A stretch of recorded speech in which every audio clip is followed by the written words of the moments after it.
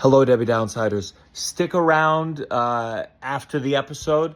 I did a little review of not a review, just a enjoyment of Merrily We Roll Along on Broadway with my beautiful girlfriend, Tovah Silverman, at the end of this video. And if you're into sports, room credits roll, go catch a football. Welcome to the downside. Russell is sick. I am sick. When you walk in, you say no COVID first. Oh, yeah, sorry. And then you say sick. Yeah. I took a test yesterday and today. It doesn't feel like COVID. It just feels like a Thanks. Is that the test you took? And I would know. The old field test? No, and I would know. I've had COVID 3 times. So what does it feel like? this feels like a chest cold, congestion. Walking pneumonia. Not walking pneumonia. Maybe I'm really regretting bronchitis. these small couches. I'll tell you that right now. This thing happens because I'm doing this. I've been doing shows for a year. Anytime my body knows that you get any amount of time away from the show, Yeah. it feels like there's a permission that's given to, okay, you can get sick. Mm-hmm. So I had 2 full days off, and on that on whatever night was before the 31st, on what was that, Saturday night? Saturday night, second show. I was like, oh, fuck me, I'm getting sick. And I was going to have plans that night to meet some friends. I was like, I'm just going to go home, rest, because then the next day's New Year's Eve, and you want to do stuff. And I just was sick. And then I've been sick. And it's just like, anytime You went to that New Year's Eve party and got everyone sick. No, I don't. It doesn't feel like that kind of. It feels like just when you're run down and you're like, and you have a bad cold that is like annoying. The body permission thing is so real. Yeah. Absolutely. Every time we would go on hiatus on the show, the first week would spend just having like, not even a definable sickness, just like a Victorian malady. Yeah. For like 7 days. And it's happened on 2 vacations that I've taken. And now these 2 days, and it's just annoying. You're like, it's not how you want to spend your downtime. I just feel like we definitely. I remember once I was very sick and I got a hosting spot at Comics Mohegan Sun. This was like 1 year into stand up. Yeah. And I was like, my skin hurt. I was in pain, but I was like, Michael Jordan. Yeah. Flu game. Yeah. Absolutely. This is my flu This host. is your flu host. And I remember when that was considered admirable, Yes. and now it's considered a crime. Yeah. And we're all on very different planes when it comes to COVID still, especially like this liberal. We were all in unison, and now it's a real. You see people on Twitter like, you went outside today? Are you crazy? Yeah. What the fuck is wrong with you? It's like being a Lutheran, right? There's so many different kinds of like if you're either Catholic and that's unified on this side, and that's probably the right, where they're like, we don't care. Even I have different rules, like depending on the day. If I didn't have a test at that house already, I don't know if I would have tested before I came here. You know what I mean? Of course. I had one laying around. I was like, of course I'll test. I'm not going to pretend to be a goody two shoes Yeah, over here. Yeah. You're a COVID Unitarian. Well, You're a little looser about it, There's right? there's no things like even our, Broadway doesn't have any rules anymore. So we don't have to test for that. We all need to have like a meeting humanity-wise. Yeah. Because when you leave the house, there's a risk of death. Yeah. And the question is, what's the acceptable risk of death? There's people pre-COVID who said, you go to see the movies in the winter without a mask, you're crazy. crazy. And they're not wrong per se. Yeah. But we have to decide what level of life we're all willing to agree to have, risking Yeah. old people dying. Because And there are that's- literally people out there still being like, I can't believe people are eating in public. And you're like, wow. Right, there are Like, people still Well, then stuck you're in like, that if mode. you're vulnerable to that, then that's on, you can't do anything in your life, I guess. Like, Beginning of 2022, I did some podcasts and someone was like, well, getting back to social situations is know, wild, I right? know. And I was like, 2022? holy shit. no, what the I know. fuck? You would see those posts for a long time into COVID, like into years, Like the Japanese soldiers on the islands who didn't know the war was Yes. over. yeah. Yes. Yeah. That's so funny. Yes. But they're insisting. They're like, it's raging. Yeah. Welcome to the downside. This is a place where we can get negative, we can complain, we can stop pretending things are good. I get it's the new year and everyone, we get to start over. No, you didn't. It's the same, and you're continuing the same path to death. And I'm here with my sick co-host Russell Daniels, Hi. who, oh my God, when I got something. I know we have a lot of frame pictures here. I got a new one coming, and it's you with the one Mr. Randy Rainbow. Why did you do that? Randy Rainbow. He's in favorite. Gutenberg, Right. the musical, and there's these guest celebrities. And Russell said if there's one person he wanted, it was Shut Randy the fuck Rainbow. up. Why did you do that? Just for your face right now, it was worth all $86 to frame. $86. No, I didn't get it yet, but I am going to get it. No, I don't want that. So, and then we're also joined. I've heard Gutenberg is amazing. My wife is Great very into Broadway, and she was going to come on this trip, and then some work stuff came up. Yeah. And we were going to go see Gutenberg. It's a great time. It just announced today broke the box office records at the James Earl Jones Theater. Take that, Larry David's show. Yeah. What was previous to it? That and like Will Ferrell had a show there. You got to get Larry David on as a producer. Yeah, oh, they wish. So they have these producers every day. It's a new star, and once in a while, what did I see? A kid the other day. Well, he's been on Broadway, but he's the choreographer's son. Listen, they need to get a new person every day, Right. as a rule through the union, and so it can't be a repeat person. And so sometimes people back out. Sometimes they're scrambling last minute to get someone, and waiting. Every day at 7 p.m. I look at my phone like there's been a couple that I was like, I think my friend Gianmarco would have been just. There was a Peloton influencer recently, and I was like, there's no way anyone knows who that is. Yeah, you're better than that. Yeah. You're better than Well, the she has more choreographer, followers son. for sure. Yeah, Peloton. A lot You say more Peloton, followers. Peloton instructor. Influencer. What do you mean? Like they just influence the Peloton I mean, community? she's definitely an instructor, but she's also on Instagram. Sure. That's big. Yeah. Well, get her on here. I don't know her. We're joined Thank you. by special guest. Never been on a Peloton in my entire life. And forget, I would literally, Karmel? Karmel. Yes, Ian Karmel. Welcome to the show. Thank you very much. Last I saw you, it was my late night debut. Yeah. James Corden. Absolutely smashed it. I've talked about it on here only to make a note that Neil Brennan didn't even say hello to me. And I thought that was a nice gesture for a comic to know the comic. Have you But Have you met Neil Brennan before? No, I have not. We were literally at New York Comedy Club 2 days prior to that taping here. Yeah. Where I was running it. So we bumped into each other. And I think he gets in his own head. I wouldn't take it personally at all. He's a very sweet man. Unless you'd like for him in your personal narrative to be an enemy, in which case, I'm sure he'd do be you willing want to that play in I your that. do I like a little enemies Like now. to and have then, an enemy. But I gotta curb it. I got too many enemies. I got too many theoretical enemies in my head. Yeah. Like I already got Chappelle. I already got Matt Rife. Now it's like I can't. Everyone who's in control. I don't think Chappelle knows that you're enemies. I don't know. That tweet did pretty well. I feel like Donnell Rawlings probably reads the tweets to him as he goes to bed. Yeah, I could see that. Donnell, another one. He's a good, nice guy. I'm not sure Dave Chappelle is aware of any feedback to his stand-up comedy. I think he tends. Did you watch? I feel like he's watched yet. super aware of Oh, it. yeah. I think I did watch. acutely aware. I haven't watched. I did watch Ricky Gervais's new special. We had a great Wait, episode was recently that we talked shit about the Daily Wire's new movie Lady Ballers. Yeah. Video did great.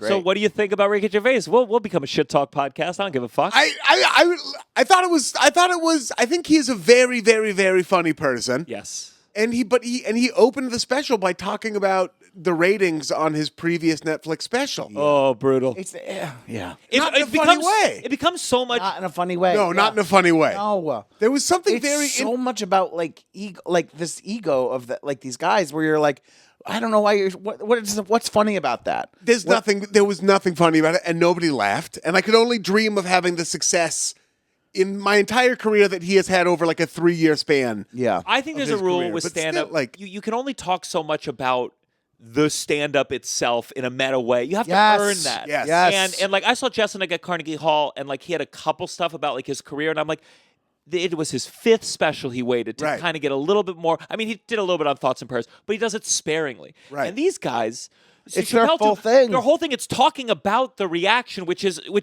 two-dimensional in and of itself. Right, it becomes a snake eating its own tail. Yes. Where it's like now I'm just commenting on Yes. people commenting on me, and and this is, I mean, Chappelle's 4th special. I mean, I haven't seen the new one, but I imagine he does talk about trans people in the backlash. He does. It's not even. But it's not even. It's my thing is that first of all, none of this offends me, certainly. No. And there's such a difference between like an offensive, saying something offensive and sharing an offensive thought. Like what Louis C.K. did so well is he would share a thought that you were like, that is a fucked up feeling you have. Yeah. That's a fucked up philosophy that you felt for. It's like, and it was vulnerable. Yes. In the offensiveness. Saying any slur or any just like regular run-of-the-mill joke, it's not... It's not funny. Also, in both of these, this is something I fucking hate, is when a comic spends like a lot of build-up to like, I'm going to say it, I'm going to say it, like taunting the audience. You're not even ready for what I'm going to say. And then they say it and you're like, well, shut the fuck up. No, it's not that offensive. It's not that thing. You could have just said it, but you knew if you didn't do that build-up, no one would laugh because it's not that funny. The joke is not that funny, but you have to create this build-up of like, I'm going to go there, I'm going to say it, I'm going to say it. And when they complain about cancel culture to their fans, I'm like, it's like when you go to your teacher says, guys, you got to stop being late. And it's like, well, we were all here on time. Right. You're talking about not the people even there. Yeah. It's ugh. It's what was heartbreaking about Gervais doing it. And like over the course of the special, he had a lot of like incredibly funny bits. Because again, this is a very funny person. And then a lot of like his had more, at least like, I didn't like it, but he had at least funnier some thoughts that are comedic. Right. You liked his anti-immigrant material. Yeah, I love that. That was way better. Yeah, absolutely. yeah, We're big yeah. Brexit guys. Big We fans. connected Yes. on that on the staircase Big up here. But like when he touched on something very interesting while he was bragging about the ratings, which was like the idea that you can't say that anymore. And then he was like, but I had the #1 special all of last year, so it turns out you can. And that's an interesting idea. Yeah. Like saying like you can say this stuff. There isn't actually anyone who can stop you because here I am like on Netflix. And that alone, that kind of like dispels the idea of these being like forbidden terms, really, right? Of course. And there's also that's like, more especially interesting. where you get Gervais, there is a feeling, so someone said this as much, where like, oh, you want to say something that'll get you canceled? Do Kramer's Act right now. Like you want to actually say something like Tovah said to me when she said like there's the illusion of me being like saying edgy jokes when really I've just calculated exactly what to say within the framework of society where it feels it tickles you. But when all you're going to talk about is cancel culture, then go for it, dude. I think it's indicative of like where people are in their life of like, I don't know, man. You got to find a life to live because right now, all your life is responding to other old specials, right? And then, like you said, like it's like the cycle, and you're like, go do something crazy, like break out of how you live your life, and go talk to different people because you're not living life experiences that you're able to then form comedic ideas anymore. All you're doing is responding to your old work's criticisms. And that's why Chappelle. And shut the fuck up and go live a life because it's so boring. It's so or fucking dig into boring. your own life. Like Bill Burr at least like talks about his but like Chappelle, like he talked about he likes to go to strip clubs. And then he moved on, and he liked to go alone. And I was like, well, let's explore that more. Yeah. Go a little deeper into that. Yes. He said a joke. He said, when I shot the special first here, my wife was pregnant with my child. Now I smoke weed with my child or whatever. I'm like, talk about that. Talk about getting high with your kid. Yeah. Like, enough. There's so many things in the world. Yeah. He didn't want to step on May December. He thought May December like covered the getting high with your kid. Yeah. It's very frustrating. I mean, Chappelle's really was awful. It was like awful. I mean, there was not one when he said he was done and he's going to come back and tell one long story. I was like, "You're done? What has happened? What has happened in these 37 minutes? What has happened?" It was like I couldn't believe it. I was like, "You're going to tell one more story? Like that's it?" Yeah. Like it just was like and talking. To all like build yourself up and then put that out. It's like the Titanic submarine joke. It was like I remember when I had a submarine joke. And after 2 weeks, I said, "Okay, it's done. Yeah, it's moved on." That made this the special. There was and then it gets called back. That's the moment I was talking about. That was so annoying. It was him. It was just. It He was doesn't just make sense. him He doesn't- laughing at it. He does. He's like, he keeps trying to start doing it, and he's just laughing, and everyone's laughing at him laugh at it, and then he finally does a punchline. I'm like, if he didn't do all that fake laughter leading up to it, no one would have laughed at it. Right, because there was no. There He's wouldn't saying be it's not tension funny. built It's not funny. It's not funny, and it's not. But the only reason we're really is not responding, funny. it really is not, and the only reason people are responding is because he's he's like making himself laugh at the idea of it And the whole time. such a master craftsman of knowing how to play an He audience. truly is. You know what I no mean? Like doubt. build up. He's the best at that. Yeah. And he has But such when you charisma. do it so much, when like he ends this whole thing with a philosophy about like living in a dream and dreamers on how his dreaming is small and Lil Nas X, and when he milks it too often and then the punchline doesn't pay off too many times, you're literally you could just talk like this Yeah. about anything. Yeah. Yes. And you're like, there's nothing at the end of it, and enough of that betrayal. You go like, well, I'm done listening. He's a master of playing his instrument, but at some point, Yes, it's yes, just three yes, notes, and yes, you're like, yes. okay, yeah. Yes. This is the downside. 1, 2, 3. Downside. Downside. You're listening to The Downside The downside. with Gianmarco Soresi. Well, one thing I want to talk about before we get to you. Yeah, please. Thank you for being here, by the way. It's an very absolute nice. joy. It's a joy. You came here with your suitcase. Good flight. Wow. Easy flight. Easy flight. What did I do? I always kind of, I watched Asteroid City again. Again? Oh. Again. I saw it in Again. the theaters over the summer, and then I was like, let me throw this on again. Well, I sort of like dozed off and slept in 3-minute bursts. I can't, to be honest, I'm not a hater, but I can't Yeah. click with Wes Anderson. You know, I can see that. Why? Cilantro. Tell me what's about me. No, I'm saying about me too. you But too. like you have to really like. I don't know. I think you have to. People who are into it are really into it, and I feel like They watch it a second time on the plane. yeah, Right. And there's certain ones that I've liked a lot. But I don't really find myself seeking it out a lot. Mm-hmm. You know, and I've missed certain ones. So I'm I'm a bad person. This is coming out December 10th. January. Jesus Christ. January 6th. We are way, We're way ahead. We're way ahead. Any 2025 dates. 2024 has been amazing. What a been great great. year. It's been a great Greenberg year. was extended, Yeah, and yeah, Russell is yeah. still Yeah. understudy. Yeah. Josh Gad hasn't missed another one. Nope. I got to see a WWE match. Oh, My girlfriend got me tickets, and I was into it as in middle school. Right. I was a big Undertaker guy. And Kane, who's now a Republican congressman or Oh. something. Is he Very sad. really? Oh, yeah.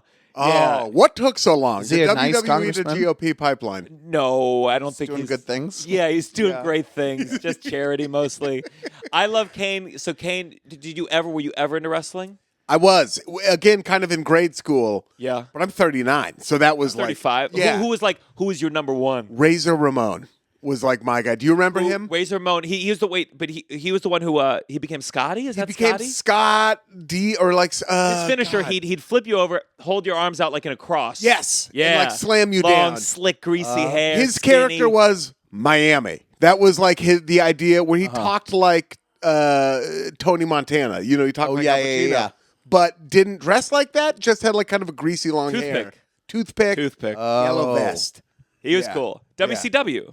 WWF is Razor Ramon, and then he became like somebody else in Yeah. WWE, and I was out by then. I discovered online gaming. He went to WCW, I think, after I think that. he did. Yeah.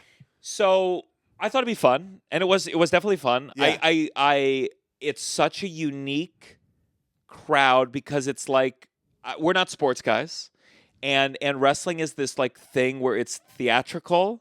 And I would say very gender non-conforming. It's very loose. Like people are wearing nothing, and their dicks are out, and their tits are out, and There was a kid. Do you remember Goldust? I think we mentioned Goldust. His whole thing was, Yeah. I'm gay. Yes. He might kiss Oh, you. yeah, Like, yeah. and he was That like was the covered in threat.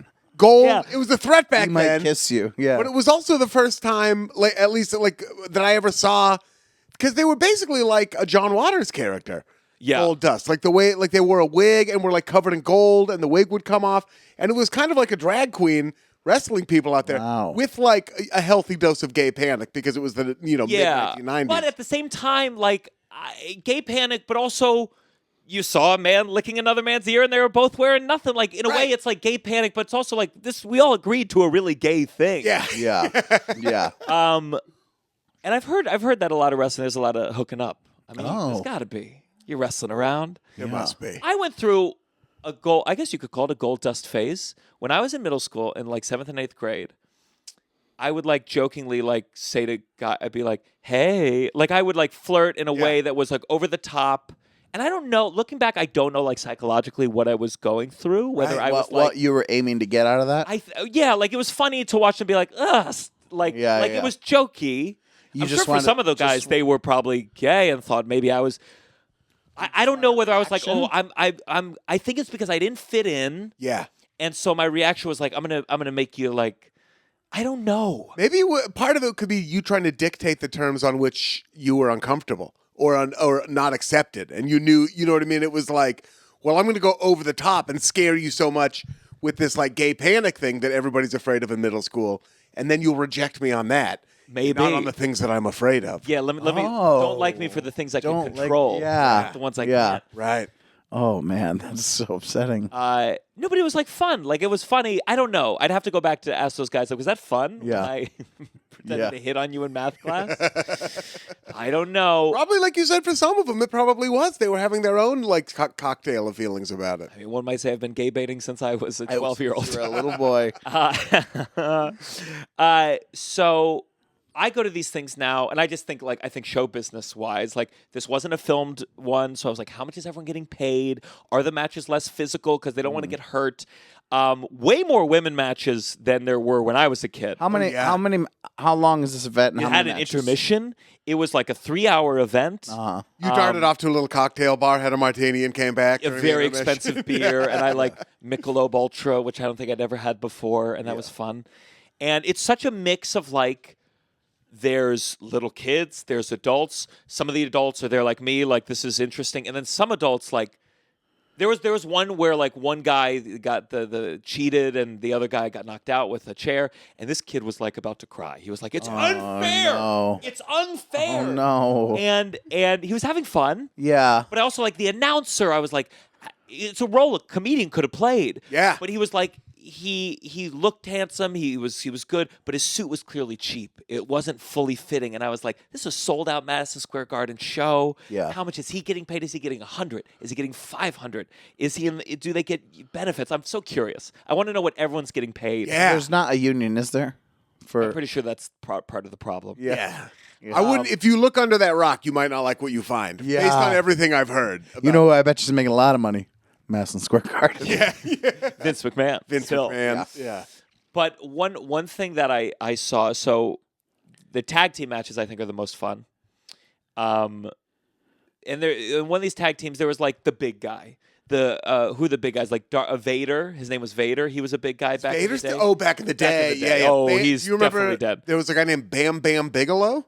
No, I don't remember Bam Bam Bigelow. He dressed like he wore a spandex version of what Guy Fieri wears, like on his shows. Oh. It was like covered in flames, I love that. big bald head. He had like a sidekick who was this like I think he was like a biker themed dude. Yeah. But he was one of the big dudes. Goldust was pretty big.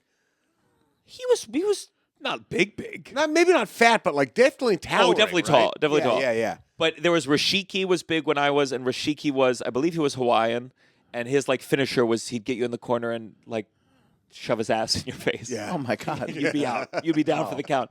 Was he farting or just like that was just I don't just think the he was ass I smelled think it was bad just enough the that ass it was like smell. Yeah. There was an implied unpleasant. there was a yeah. Okay. But so there was a tag team where they had that guy, and like the whole thing with the big guy is like, if he just lays on you, you're down for the count. Because he's so big. And then they had, speaking of all the women matches, they had like a women tag team. And they essentially had, of the 4 women, like the one woman who was that character. But what was so sad is she was really just a regular sized woman. But in the eyes of She was just like a regular, like a size 6. Yeah. But like when she got into the ring, they would all like bounce like, whoa. boom, yeah. He was playing tuba in the crowd. Yeah, playing the timpanis. Yeah. And it would like her finisher, like if she put one foot on your chest, you were done. Oh man. And it was really like wrestling to me is like porn in the sense of there's big brush strokes. Like there's still big stereotypes and there's no time for nuance. And that's what it was. Like and just to see it back to back and go for the women's league, this is considered Rashiki. That's Yeah. awful. So it was It was a literal sumo. There was a guy named Yokozuna who was Yeah. a literal sumo wrestler. Like, when we and were this was just like Stacy and Yeah. she's- Yeah. yeah. Yeah. Oh. But other than that, I had a very good time. yeah. but I wanted to tell that story, and then you were telling, I this book that you have. Yeah. I listened to your old Mark Maron, and what was so funny was I think maybe Mark Maron called you big 10 times in the first 3 minutes, like big gregarious Portland comedian, and just kept throwing around big. I was big. I'm still big, but I was big. Yeah. And then when you brought up your book, I was like, oh yeah, this is part of your your life, and Yeah. your especially you lost weight while on TV, the whole journey of it, right? Pretty much, yeah. So I used to weigh about like 410 pounds. Right now, I probably weigh like 245, somewhere in there. Doesn't matter. I don't really weigh myself quite as much anymore. But yeah, At the airport today, you took the bag off. At the You're like, airport, let me just do a quick I hopped on. I was like, yeah, they had to put like an extra sticker on me. I lost a bunch of weight, like kind of during the pandemic, but I was on TV the entire time. And I had been on TV before. I was on the show. Oh my God, what was it called? If I hadn't woken up at 3 a.m., it was the Showtime show about the Comedy Store. Oh. Based on that book, I'm Dying Up Here. yeah.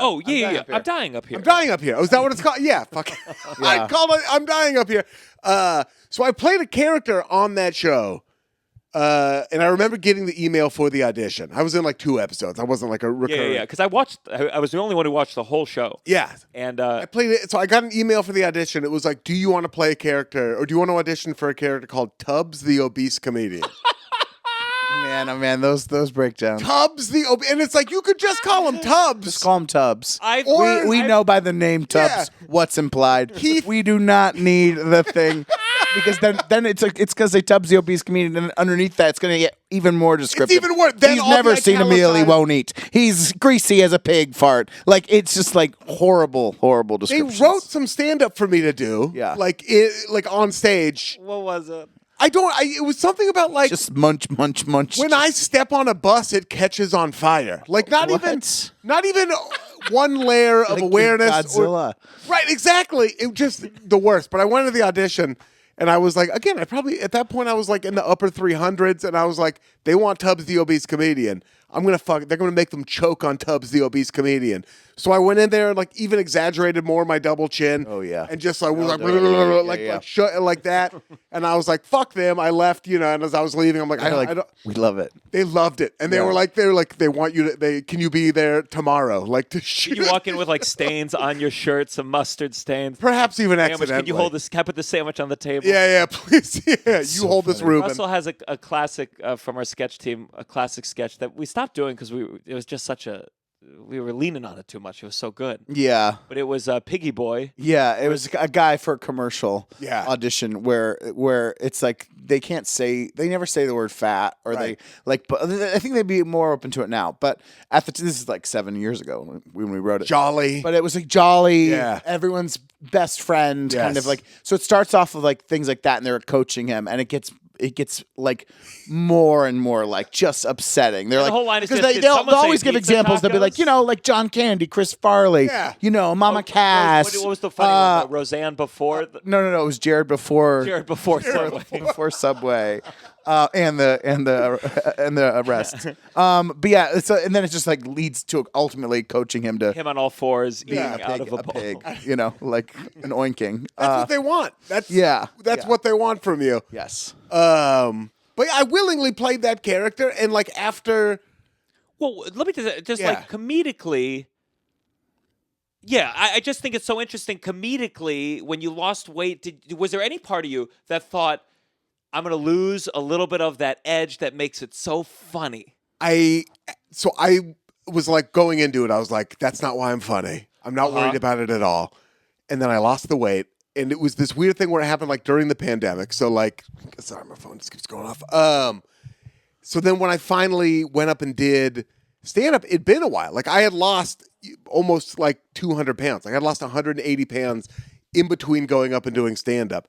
And I went up there and all of even the jokes that weren't about being fat were kind of informed by this like Interesting. my point of view, which was from like a dude who'd been fat like his entire life. Yeah. So some of the jokes kind of worked. A lot of it was a little bit of the Chappelle thing where you're like, so you're familiar with what I've been going through, right? Like you walk up there with that assumption, but none of these people had known I was fat before.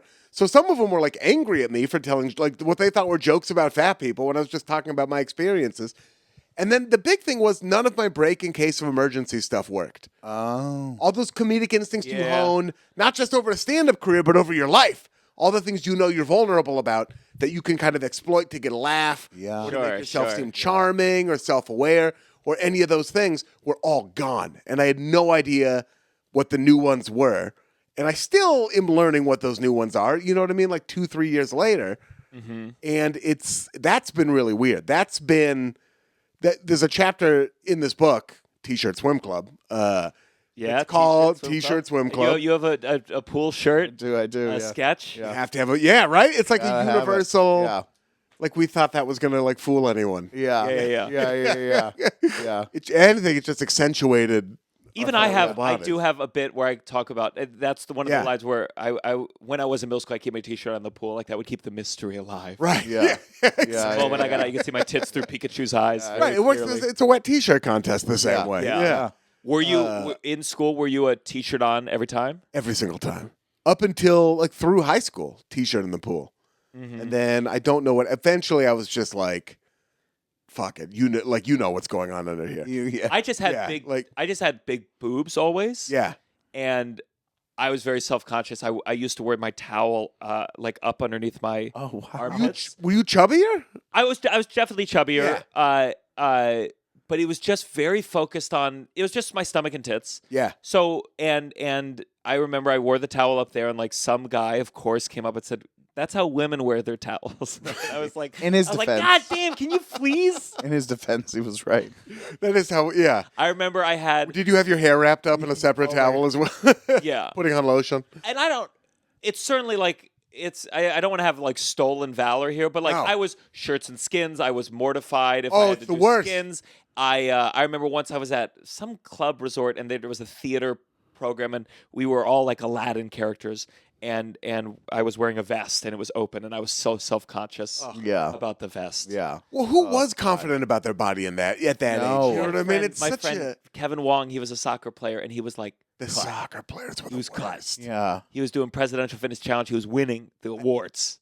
Still in my life, I haven't done a pull up. There was a dude in my middle school who did 22 of them, and then hopped down. Like he's like, so what are we doing now? And I couldn't do one. I tried when I You do lost the all thing the weight. where they pull you up and then they let go to see how many seconds you can hold it. I didn't do that, but I That's did the have a worst. gym teacher grab me around the waist and try to like hoist me up, which God. was so humiliating. It was the misguided good intentions of this gym teacher being like, "You're Yeah. gonna get one," and it just like looked like I was like a dead pig that he was trying to throw into the back of a pickup truck. God. Did you do Presidential Fitness awful. Challenge? I mean, I must have. It sounds familiar. Like there was definitely like things you had to do. I remember sit-ups and run a mile. You had to, like, wasn't there like You there was- both did football. Flexibility. Yeah. You did football. You did football. What Yeah. was your grades again? You did it. I did it all through middle school and high school. And what position? Offensive center and defensive tackle. What were you? I was an offensive lineman and then a defensive tackle. Yeah, Yeah. they weren't going to put us anywhere else. No. Yeah, And I was smart, so like not that. So like the center has center to is like the smartest to person on make the some of offensive line. assess based on what the defense is lining up with sometimes. So, yeah, I played all 7 years of middle school, high school. Were you good at football? For Oregon, Uh-huh. yeah. So I was pretty good.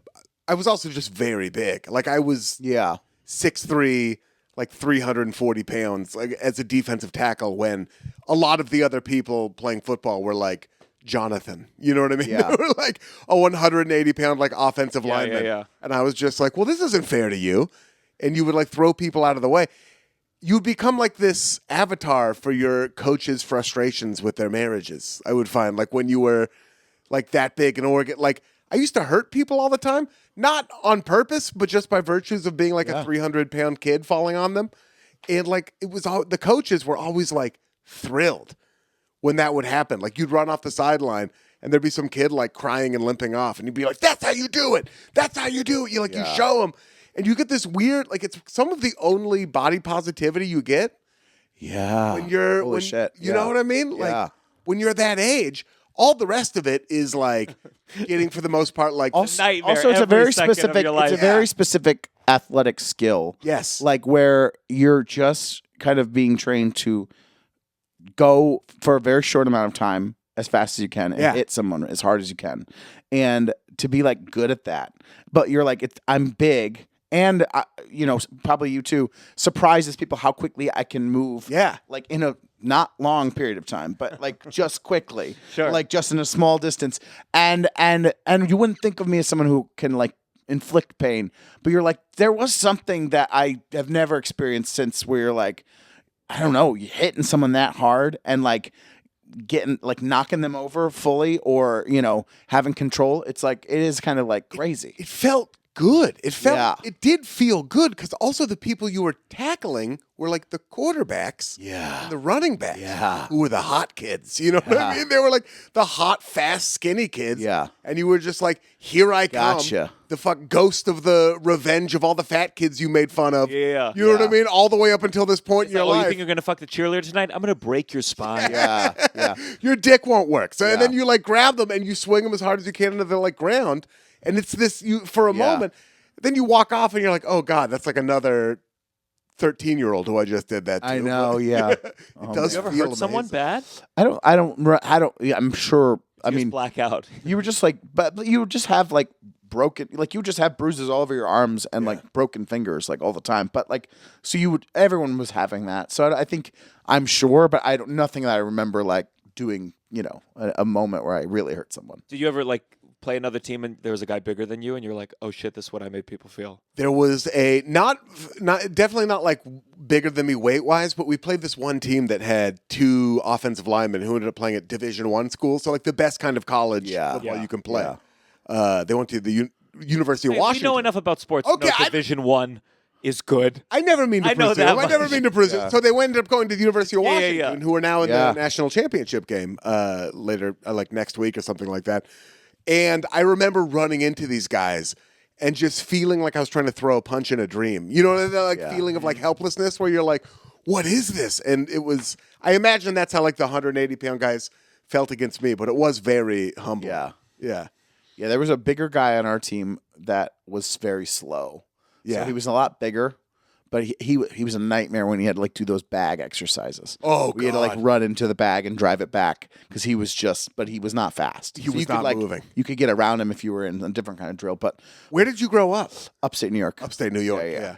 So- I bet are they pretty serious about football up there? That's like depending steel on country a little bit, on right? the like, we would play teams that went to states every year. Yeah. We only went to like one of the years I was on varsity, we went to like the first round of like, We were that kind of school. too. not a great team, But I played in the All-Star game, and got to start in the All-Star game. So you were really good. But like, good in the way that if I had really pursued it, I could have played maybe at a Division III.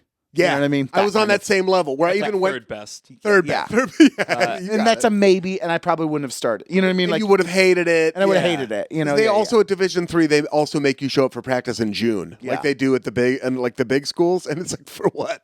Yeah. I should get to show up the first game we have. Yeah. Yeah. Yeah. Football's crazy, man. I gotta say, I feel, I know it's never gonna go away. Yeah. But I think as a and I know as a non-sports person, I it's not pure my desire, but I'm like, this is bad. It's insane that It's we play. insane.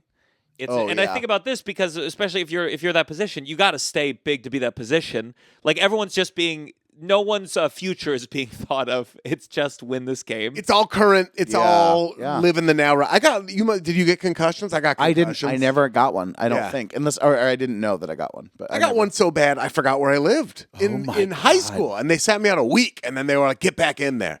Wow. I was literally. We were doing one of those drills. I think it's called Nebraska. You lay on your back as a defender. Another guy lays on his back, and then there's a running back. Yes. And you both have to get up. Oh my God, PTSD. Yeah. Oh my God. These Yeah. concussions are coming back. Yeah, You're yeah, like, yeah. oh my god. Oh my God. Yeah. You So you lay on your back. You lay on your back. You both hop up, and then there's a running back coming towards you. And as a defender, either as the offensive player, you're supposed to like move the defender, or as the defender, you're supposed to get rid of the offensive lineman, Tackle the guy with the ball. Yeah. And I did that. I got rid of the offensive lineman, and then this guy, I remember he was like 5'4" probably, but he was 5'4" both ways. Just our fullback. Yeah. And he like hit me right under the chin. Yeah. And I blacked out and woke up with him on top of me and everyone like cheering. And it was the end of practice. And I went up and sat in the parking lot. And I was just like sitting there waiting for my mom to come pick me up. And my friend walks by. He's like, "What are you doing?" I was like, waiting for my mom. He was like, "You rode your bike to school today." Oh. And I was like, "Oh, okay." And I went and got my bike and started riding in the vague direction of home. And halfway there, I was like, I don't know how to get home. Oh my to the house I lived in since I was 2 years old. And I eventually kind of worked my way there, like trying to find a light switch in the dark. And I was like, oh my God, this is really scary. And then I went back and finished the season and then played rugby in the spring. It's an addiction. It's the worst time. I don't get. If I had a kid, this would be where I'd be like, "You're not doing football." I will never let my. It'd be the reverse of the theater thing. I'd be like, "You are starring in the musical this year. You understand? Yeah. Please, Papa, please." It's gonna be the opposite. Yeah, it's gonna be sneaking You could away. do both, but no, I know. It's I'd be like, crazy. what are these bruises on your arms? I it is fell in my crazy. tendu today. Yeah. I don't know. There was some New York Times daily episode recently. It was just like a kid who, like, the CTE set in by the time he was like 22 or 23, killed himself or whatever. Oh, it's real. You're listening and you're like, I don't know, guys. I think it should all be banned. I think it's time. These are gladiator fights. They won't Just slightly ban less it. deadly. They won't, but they might figure out different. I don't know. I don't know. helmets. One day they might fix the Helmets, helmets. yeah. Hopefully, it will. It was some of the It's most like saying fun. they'll fix car crashes so no one ever dies. Yeah. It's crashing. Yeah. It is Make still it a crashing. little bit better. They will never get rid of it. No, they'll never get rid of it. Whoever was running on that platform would lose. You know what I mean? Like the Oh, yeah. election, they would lose California, maybe even. Yeah. It's crazy how much people love football. And they were some of the best years of my life. And I would, under no circumstances, my kid would have to be hunger striking or whatever. To I don't have a kid. Yeah. But my Well, if he's hunger striking, he's not going to be playing your position. That's No, the right? thing. Yeah, exactly. Like, okay, now you can go. You can play safety. But there's just having gone through it, loved it. It would be really, really hard for me to let someone I love also play football. Yeah. Right. So you wrote this book Yeah. that we're allowed to talk about. We're allowed. Because I always think there's one. I shouldn't say this, but there's a comedian out there who I feel like every time they're running out of content, they do an old before and after picture to boost up their Instagram. Oh, sure. And there's just a degree where I'm like, okay, that's one post every 50 pounds, and Yeah. we're way past that. You got to put it back on all the way and take it back off. And then We're gonna take it do off any more again, posts. yeah. Yeah. Like, there's just a degree of okay, and it's so. It's always just hard to talk about because I think sometimes the way that they frame it really is like, that was bad, and then I now I'm good. Yes. And it really is, to my mind, almost impossible to talk about.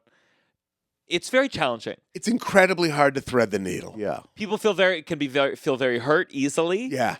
I've said the only thing that's ever been taken off Instagram was when someone said something about an eating disorder, and the word eating disorder, Instagram was like, no. Yeah.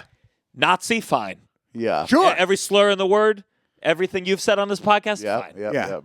But eating, the concept of eating disorder, they were like, no one can even see this word. Teen girls aren't challenging each other to become Nazis yet. That's Sure. so true. Right? Sure. Yeah. Yeah.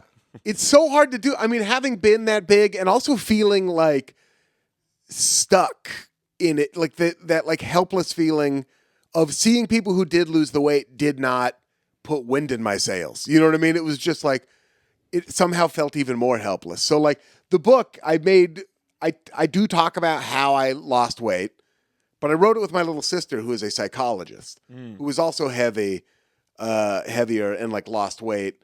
Both of us did it for health reasons. Very clear, health, talking tos from doctors who were like, I'd already started to try to lose the weight. And, I've been eating a very controlled, mostly protein and vegetable diet for 3 months. And then I went up to Portland, where I'm from. And I was like, oh, I'm seeing my friends. I'm going to go have some drinks. I had chicken wings. I kind of behaved the way I used to. And woke up having a panic attack because my heart, it was pounding. I hadn't had a drink in 6 months, so I forgot how fast your heart beats when that happens. It was late in the quarantine. Well, I guess it wasn't in the quarantine, but it was in that pandemic period where we thought we could go outside again. Yeah. But there was the specter of death hanging over everything. Sure. So I woke up 4 a.m. having a panic attack. I thought I was having a heart attack. Had 911 dialed into my phone. ready to hit send, like standing outside of my friend's apartment who like let me stay there. I didn't call them. I was like, it started to slow down, but I was like, I should go to the doctor. And I went into the doctor. And that night, I had a blood pressure. I don't remember what the lower number was, but the first one started with a 200. Yeah. Which is, 120 is like kind of where you're supposed to be-ish, right? Like 120 over whatever is what they recommend. And like that was a real like, oh shit, here's like a quantifiable number where I'm like, medically, I really need to see this through. And that was kind of the wind in my sails. And I guess I talk about it in the book, but also anytime anyone's like wants to talk to me about losing weight or whatever it is, it's like I did it for health reasons, like very specific health reasons, where I was like, oh, I'm gonna die. Like, I'm gonna be like Ralphie May. You know what I mean? I'm like, but without the specials. I'm gonna be like John Panette, but without the Las Vegas residency. You know what I mean? I'm gonna be like another comedian who like is sort of. I like had raged against the stereotype of the sad comedian swallowed by his problems kind of thing. I've been like, some of us are happy, we're fine, we're well adjusted, blah blah blah blah blah. And then I was like, oh, I'm gonna die at like 42. Like, it might happen anyway. Who knows? But like, I would love to see John Panette if he had lost the weight, still doing the Chinese buffet bit in its entirety. Oh my God. Just a skinny guy being like, when they see me, they're worried. And it's just they're like, why? Yeah. He ended every goddamn. That poor guy's. I've talked his legacy. He was so funny. So funny. Every CD ends with the longest Chinese accent bit you've ever heard in your entire life. And just brutal. He's like, you should have them say "Free Willy" in the accent, and that's like the whole joke. Oh, the God. Chinese person saying. Though, by the way, I was in Philly. Yeah. There's an old man there. It's very It's the eatery in Philly. Sure. And you just sit at a table with people, and this old man, comedian, he said, oh, I like that Italian. I said, Sebastian Maniscalco. He said, and that woman with the manicure thing. And I forget what that comedian's name is, but immediately he was like, she does the Chinese accent. And then he starts doing it for me. God. And I just thought, like, it's got sticking power. I got to say, this is an old man. He does not watch stand-up. He doesn't know Chappelle did a new special, but the Chinese accent, that stuck penetrated his consciousness, and he did for me. And it was... Did you ever figure out who he was talking about? Oh, she's famous. She like went viral for going into a manicurist. She's like super viral off that video, and then I don't think anything much happened after that. And Angelica Johnson? That sounds right. Yeah. And like she would sell nail filer merch for $20 and just blew up. Like someone who blew up and had 10 minutes. Yes. And then it was that struggle. She was, but like sold out like theaters on that energy Yeah. for like a few years. Yeah. Yeah. I think so big that this fucking guy, he'd go. Wow. And he'd be waiting for that accent the whole guy. Yeah. That's probably why John Panette did it every time. Is probably people came and he didn't do the accent. They said, you didn't do the thing. Yeah. Do you remember that show, that sketch comedy show we went to, where we were in? It was at this weird thing. It was at EST, Ensemble Studio Theater. Yeah. And there was a woman. She was Chinese, to be fair. Yes. But she also did the accent. She also did one of the most uncomfortable acts I've ever seen, where it was... You know when something's so uncomfortable, you go like, even though this is your race... Yeah, should I talk to you about this? It was like every stereotype. She was like bringing up every... And we didn't know what to do. Also, the audience is all white people. And it was not a lot of white people. It was mainly... And the kind of white people that weren't sure if they should be allowed to laugh. So it was mainly sketch performers and then a few people. And we were all like... it's been one of the most uncomfortable experiences I've ever had. She did all sorts of things in that act. Wow. Though to be fair, I've always said it's like, well, listen, white people were exploiting that accent for a True. long time. Yeah. At So the very good- least, you should get to good. milk it for a bit. Good for her to do that and make us all uncomfortable while she does it, you know? But I felt bad. You're like, do we want us to laugh? Because you're like, it would be fake laughing because it's just racist. Like, Sure. but then you're like, but maybe she, I don't know what she wanted, you know? Yeah. Oh, man. That's a sticky situation. And it took the steam out of the sketch where you do the Chinese accent. Yeah. right after. Yeah, And right it's after. You were weird. really worried about it. That's Yeah, what I you're was like, worried still about. going to play? So, okay. So, you had the scare. This is in the middle of you being Yes. on Corden. Middle of being on Corden. Yeah. At this point, we're doing like, I'm like the little sidekick. Yeah. I'm the little sidekick. I don't know. I was the big sidekick. Sure. Over on my little desk over there. Yeah. So I was on Corden, losing the weight as it was happening, which was a. You and James have a talk of like, did every new episode James said, looking good? Or was it like, let's not talk about this? He was the perfect person, like, to be, like, I guess my dance partner and all that, because he has struggled, whatever. He has struggled, like, with his weight and perception about his weight and feeling all sorts of ways about it, like, his entire career. Going all the way back to, like, kind of playing on it.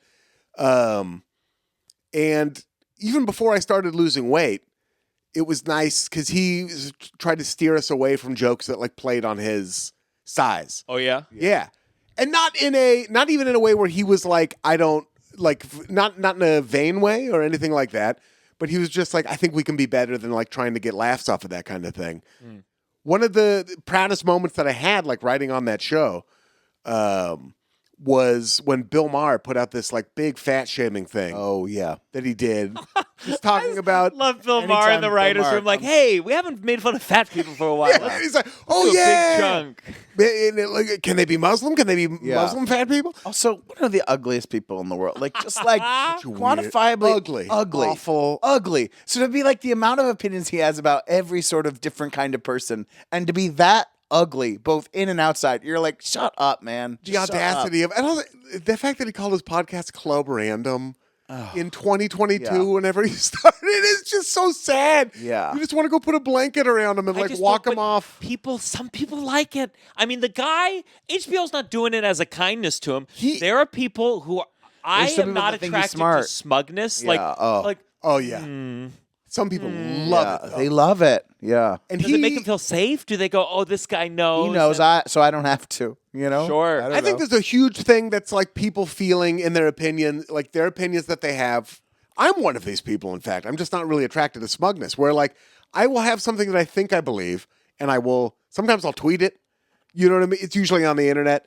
And the second I get pushback that seems well thought out, I fold. Like a fucking, you know what I mean? I'm just like, you're right. I'm sorry. You're right. I'm sorry. I'm fully dumb. I'm so sorry. To the point where I'm like, I just don't post anything that I believe online anymore. I sent out a couple like weather balloons like during like the whole like the October 7th and the aftermath kind of thing, and like some of the anti-Semitism, and then also some of the like really disgusting Semitism is not the right word, but like horrible stuff from like our own community. I'm also Jewish. Sure.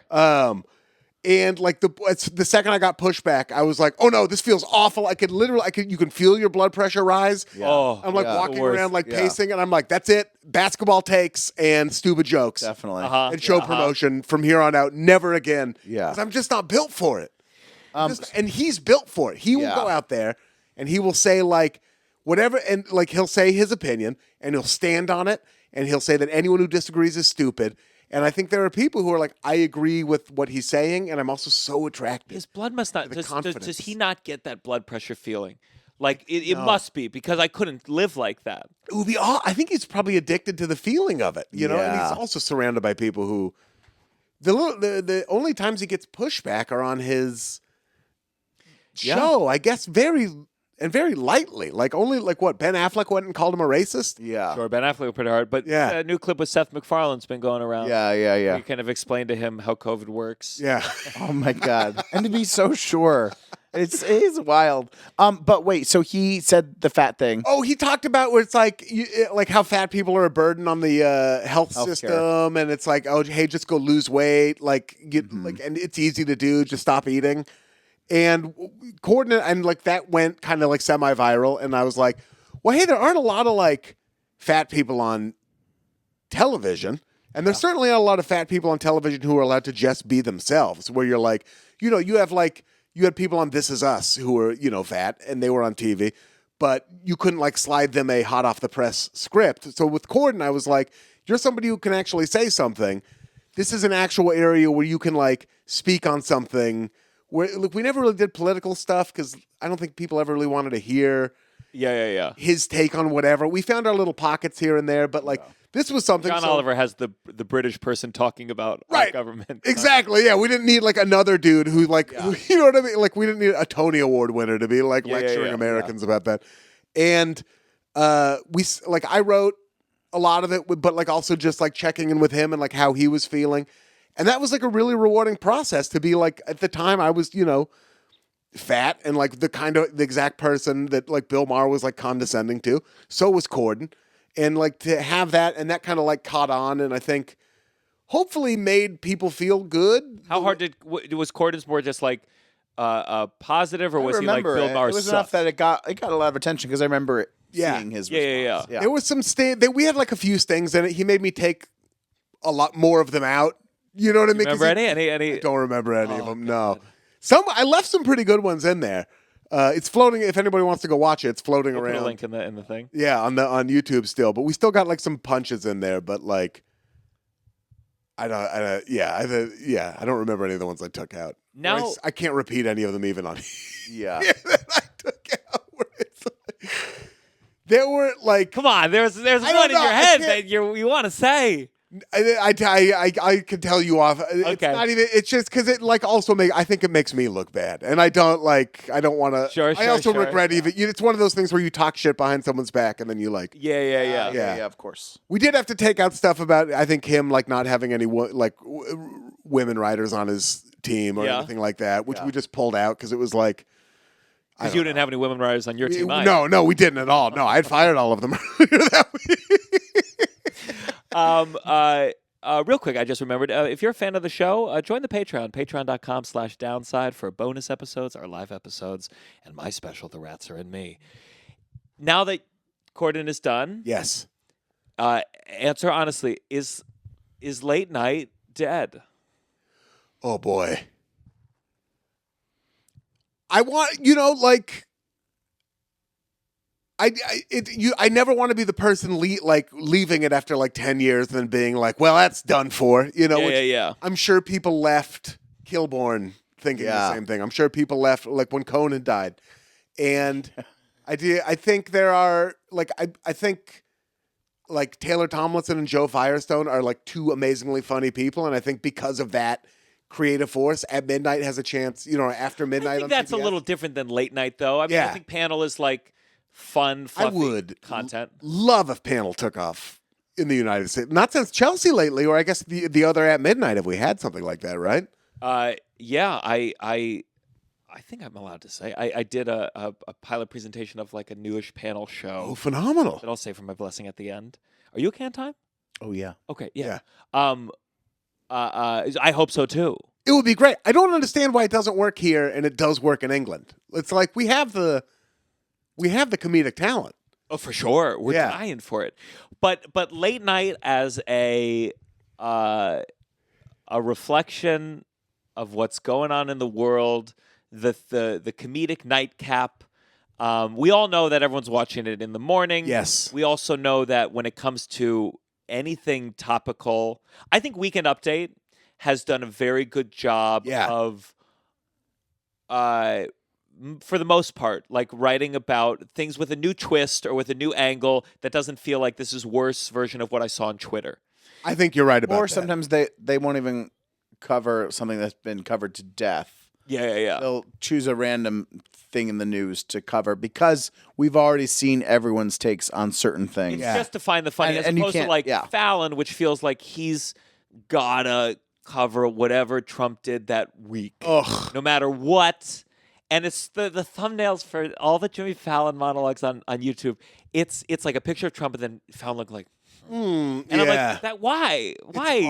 Trump getting elected was like cotton candy for dinner for late night writers, where it was like the first couple months you were like, there's so much to joke about, you know what I mean? Yeah. And then like at some point you're just like, I'm just craving anything else. I feel sick. Like you would get sick off what it is. Every day there was something, and it was, you couldn't stay away from it because it was like catnip for audiences. It's how, I mean, for the main way Colbert caught wind is because that's like a super talented dude who had like a bunch of super talented people working around him. But when it wasn't until Trump elected that it was like, okay, I have my target. I can get people to come watch and see like what else is going on over here.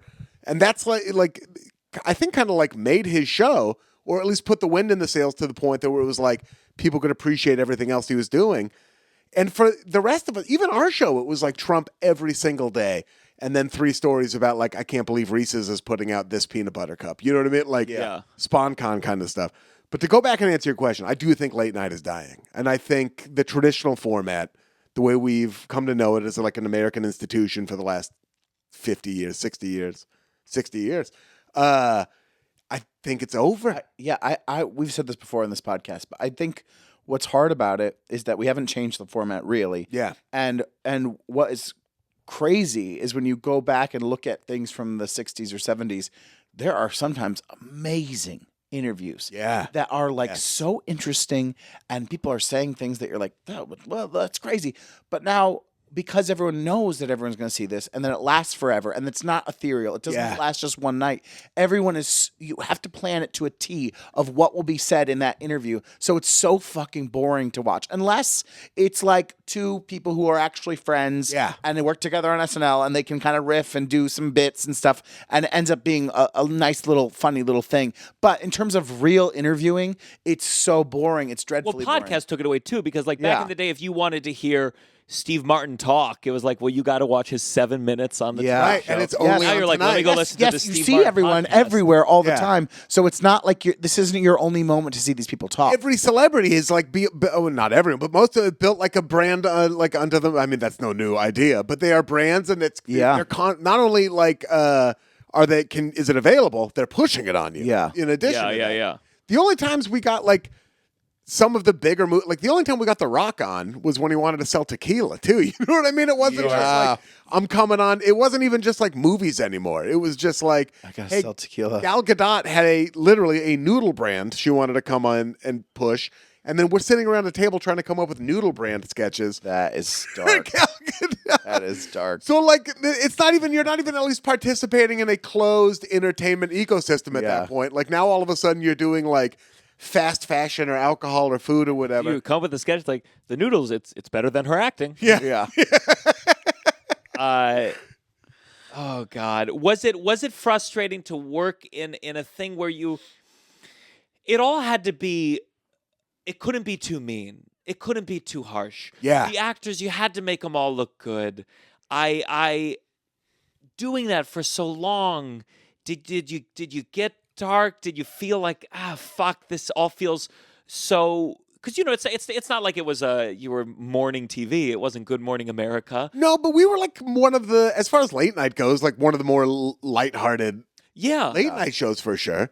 I do think we got to, our escape from that was absurdism, which I don't think our show ever got known for, but like in our sketches, like a lot of the stuff that kind of like didn't go viral, we would like do more absurd stuff. Like people, like you said, and our personal ethos as a show was, we don't air at 12:37. We become available at 12:37. Leading into the whole, like, you can watch our sketches on YouTube at that point. We're going to be on your Facebook at that point. Later on, it was like, that's when we're going to be on TikTok. So, like, in a way, like, I think like on older Conan, maybe if you had like a big guest, but before that, you had to see this like insane absurdist comedy sketch. Yeah. People accidentally saw that because they wanted to see David Duchovny talk about the X-Files. Sure. Right? And now with us, it was like, if you wanted to see Adele's Carpool Karaoke, you didn't have to sit through any of the weird, influenced by like 1970s British sketch comedy stuff that like some of our writers came up with. That Corden, I love, like personally, I love him. He's like a dear friend of mine.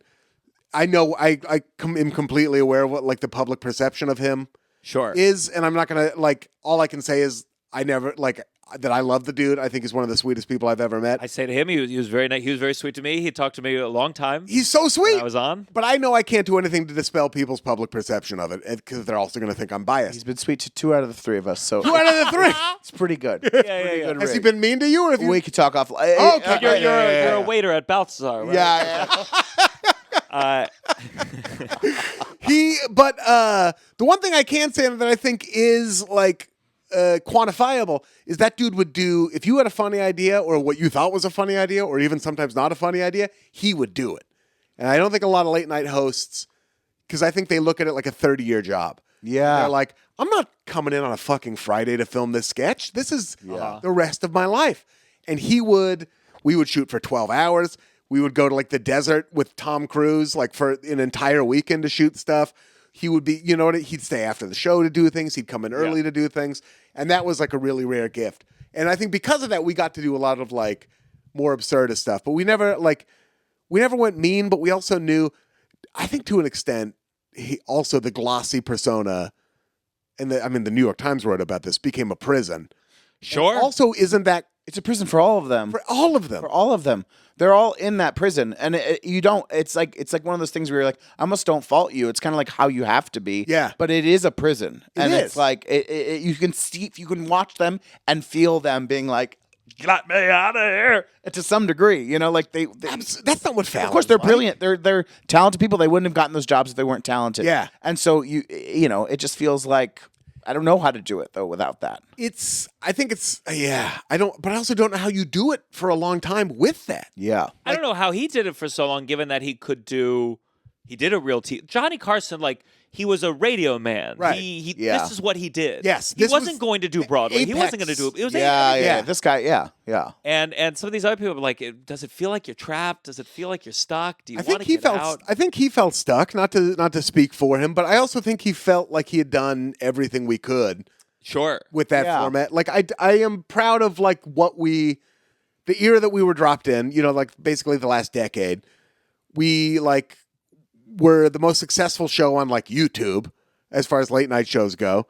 You know, like with the carpool karaoke and the crosswalk and stuff like that. I think we like were creative and innovated within the space we were given, and then like a YouTube algorithm changed, and like those kind of things stopped getting quite so many hits.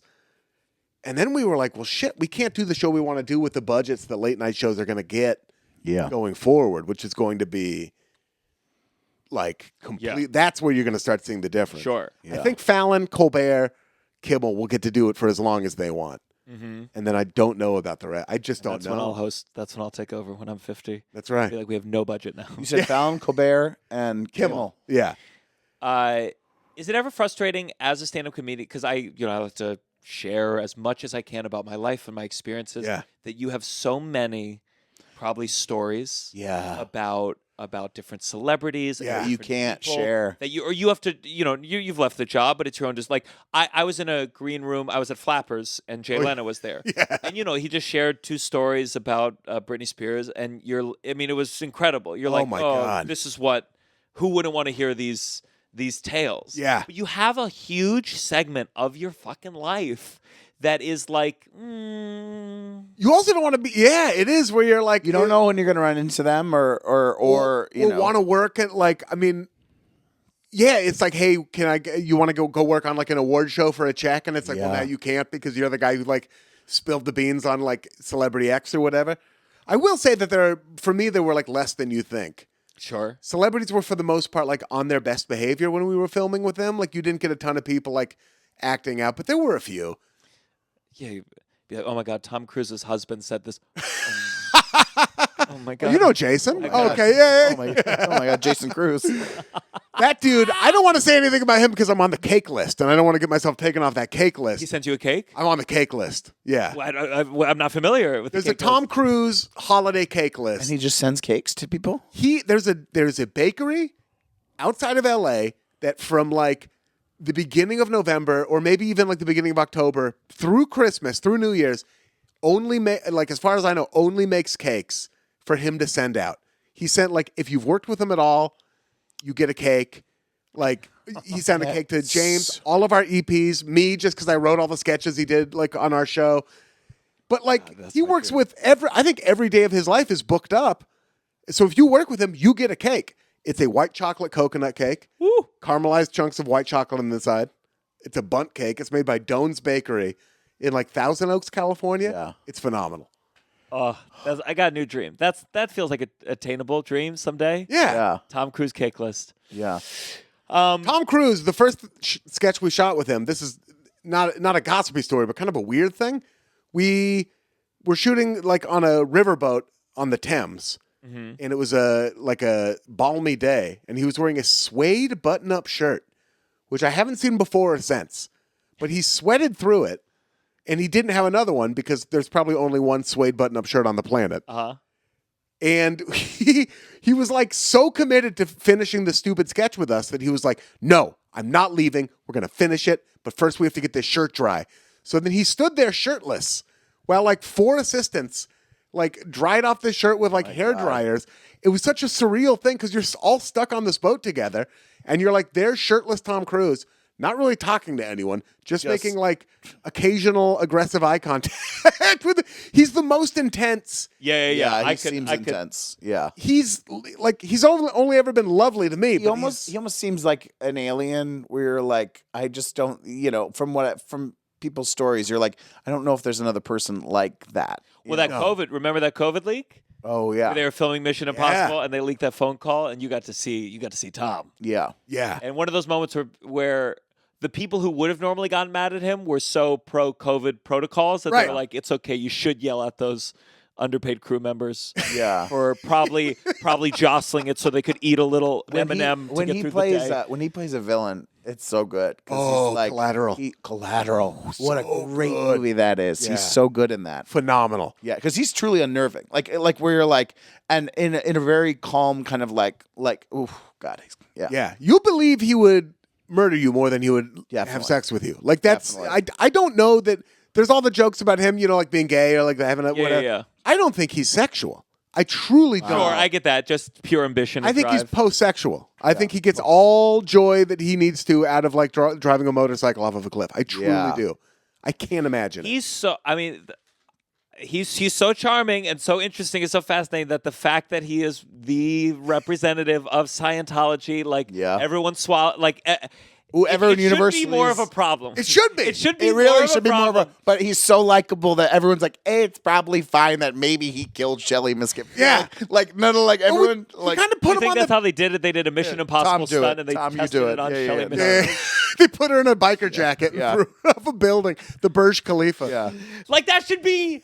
It should be more. It should be more hurtful to his career than it is. But he is just. Everyone just is all like, well, we like him though. But Gerard Carmichael, We he do. made a joke about Tom Cruise at the Golden Globes. Everyone's like, "Oh my god!" Yeah. Even in the crowd, they didn't want to don't cut to me laughing. Don't cut to me laughing. Everyone in there like, "I'm on the cake list. I'm on the cake I'm on list." the cake That's list. exactly right. Oh no, don't please. Because there's a downside, I do need to bring up. It's a requirement. Yes. Your grandparents, Yeah. Holocaust survivors. Holocaust survivors. Yes. Yeah. Second guest with Holocaust survivors. Do you remember the first? Second. Oh yeah. What's his name? Oh God. I can see the last name. Never forget. Ari. Ari Finling. Hey, Yes. good for there you. We go. This is on your dad's side, correct? On my dad's side. On Yeah. your dad's side. Yeah. And they met pre-Holocaust? Post. Post-Holocaust. My grandmother's still alive. She is. Yeah. My grandfather died when my dad was 18, so I never met him. Is there a number of how many Holocaust survivors there are still alive in the world? I bet there is now. Nicole's grandfather too. Yeah? 91. Yeah. Yeah. Would he do the pod? No, he's has dementia. But My grandmother's 89 and sharp as a tack. 89. Yeah. Wow. Sharp. So she does the lecture circuit? She did for a while, yeah. She was doing like the Shoah Foundation. She would go speak. She used to go, she's like put it on tape. She used to go around to like different schools and stuff. What is it like? Was it like, here she is, and she would do a presentation, or just like a Q&A? I think she would be like one of a panel of people who would like speak on her experiences. Like they would be interviewed by someone, who would like ask, like she was in Brussels. She was in Belgium, is where she lived at the time. And then the Nazis came in, killed her entire family except for her mother and her little sister. Did they kill them there or brought them to a place? Her father was if you really want to get into it, her father was killed in Brussels, shot in the head. Mm-hmm. The rest of them were taken to camps. Her and her sister and her mother were hidden by Catholics in a Catholic convent. One was a Catholic farmer, and then the other was hidden in a Catholic convent and like hid there during the war. And then were able to, and then stayed actually in Belgium for like 5 years after the war ended, and then came to Coney Island actually. Sure. Not for you know where you go to just sort of unwind You can after. Imagine they get to Coney after Island, they some go like, let's go genocide. back to Brussels. Yeah, right. This is a nightmare. B class A. These hot dogs are awful. And that's where I think that is where she met my grandfather. He was in Paris. They were all in Poland 2 generations before this. We're not like cosmopolitan Jews, but but He was in Paris. Paris. And then the Nazis came there.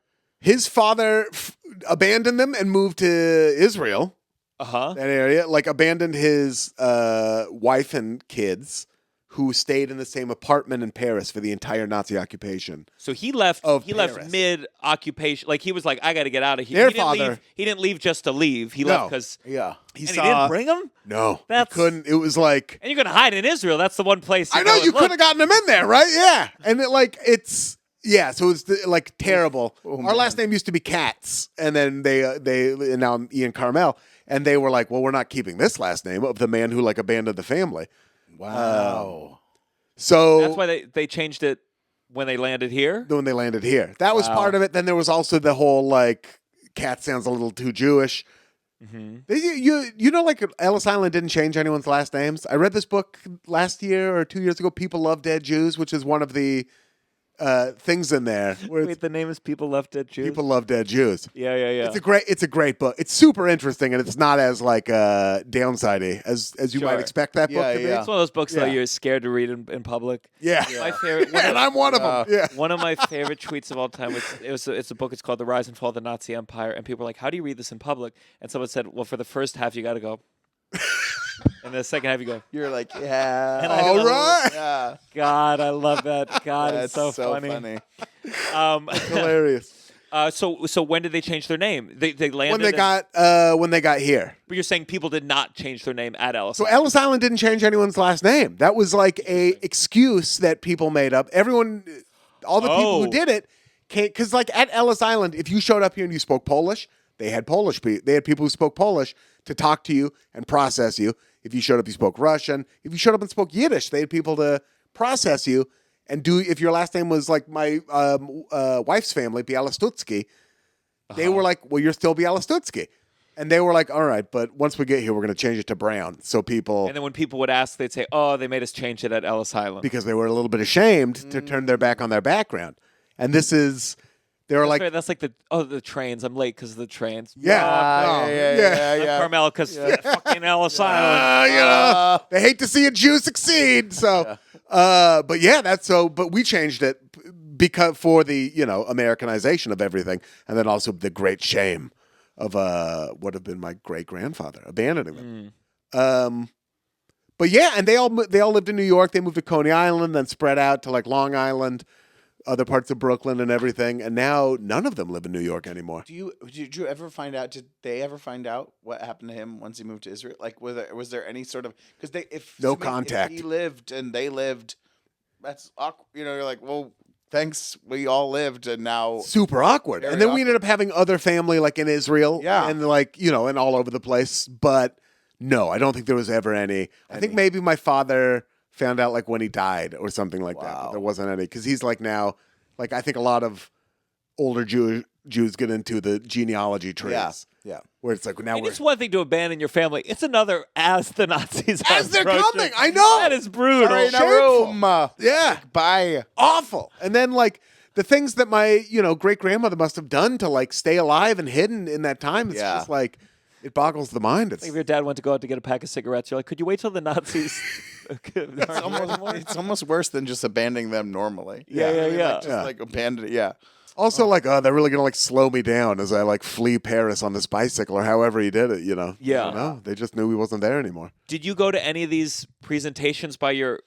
I mean, it's a lot of weight as a kid. And Yeah. like your grandma survived this thing, and like how much did you interact? Go and see her? I didn't go to the presentations, but I definitely got one-on-one versions of it. Yeah. Which were intense but appreciated. And, Were you like, curious? Like, were you like she Definitely. was in a camp? Yeah. No, she was not in a camp. She never got okay.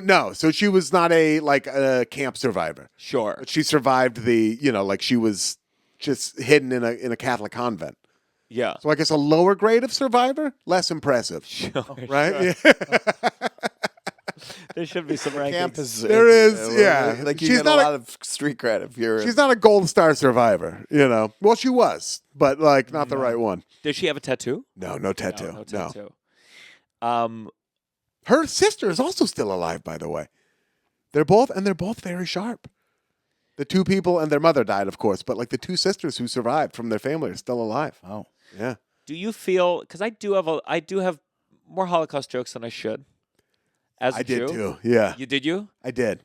Uh, I don't. It's and not for any moral reasons did I get rid of them. oh sure. Yeah. Did your grandma ever hear them? Did you? No. You would never. Never. My father heard them, and that was bad enough. He was upset. He was upset. He told me to take them out of my act. Like Wow. a couple people. Do you have people tell you to? Oh, not about my Holocaust. I mean, they're usually there's one right now Yeah. that is. Again, I think the joke of it is so clear, Yeah. but it's on there. I had a guy pull me aside after a show, and it was not like the joke was never on the Jews. It was like about on Nazis, you know. And he still was so upset and like disappointed that I was using the Holocaust in any way for comedic purposes that he like took me aside after a show and was like, "You should really stop doing that." And I was like, "Oh, okay, yeah, maybe." And then like turned me back around and was like, "You really should stop doing that." Which also a fat woman did to me at a show after I had lost weight and was still trying to do fat jokes. And she was like, "I understand that you used to be, but you need to know how it sounds now." I think it would, you know, I don't think you want to be the person who tells those kind of jokes, which I didn't agree with the Holocaust one, but the fat woman, I was like, thank you for the reality check. That was actually like a good, because I was like, Wow. I was actually kind of feeling that in my heart. Feeling it anyways. Yeah, where it felt a little icky, even though it was like my true experience. But it's your true experience. It is. That's what's so tough. tricky about it. That's tough. It is. It's losing. It's in a way, it's good for you, if not for the audience at first. You know what I mean? Because there was still a lot of like figuring out. Yeah, you're figuring out who your new thing is. Yeah. Like what? Yeah. Which is tricky and frustrating, you know, like 10 years into doing stand-up comedy, 11 years into doing stand-up comedy, and then like being back at that, not quite page one, but page one-y like, but even further back than page one. Because like when I first did stand-up, I had a lifetime of being a fat kid. Yeah. And like deflecting and being funny about it. And then all of a sudden it was like, what do I joke about as a regular dude? It's weird. It's like if I stopped being Jewish. Yeah. And I'd be like, well, there goes. Well, I can't tell these Holocaust lean jokes on anymore. the Italian thing a little bit. All right, let's go on to our next segment. This has got to stop. This has got to stop. This is where we talk about something that needs to go away, needs to end, personal, big, small. Russell, do you have one you want to start? Christmas cards. This got to stop. Christmas cards. Listen, I love, send them my way. That's great. But the kind of like expectation that, not from friends or things like that, but like family. Yeah. You're going to like all sit down and then like everyone's place, there's a card. They're very expensive now. I went to a nice shop because I was like, I'm sick of going to like I will go to like an actual like store that like makes their own things. I didn't look at the prices because I'm like, well, I'm getting cards. I'm getting like 10 cards. Uh-huh. It was $75 Wow. for 10 cards. And then Are you supplying the picture? and they're printing? Or no, what? no. You're This is saying you're truly writing back? This is soup to nuts? This is just like cards that people will open that like So not even like you posed? no, God, Oh no. my God. I'm not even doing that. No, I can't send that kind of stuff out. I'm saying like there's an expectation in my family that we're This is like your family thing. I've never heard of this. They're gonna we're gonna sit down and we're gonna do like everyone's gonna get cards like at dinner. You know what I mean? Oh. Which can be nice, but also we're all just getting a card. Yeah. And maybe writing a couple lines in there. But after a year and you're out, the same people, the same cards, you're like, oh, we know the sense of what, it's the same people. We're not adding new people Can you every just year. hand each other $10 You and know, give them an update like- on how you're like- doing? And I don't know. The cards in general I hate cards. I just hate cards. Anytime I have to get one for someone, I get them literally. I'm telling this to anyone who gives me a card ever.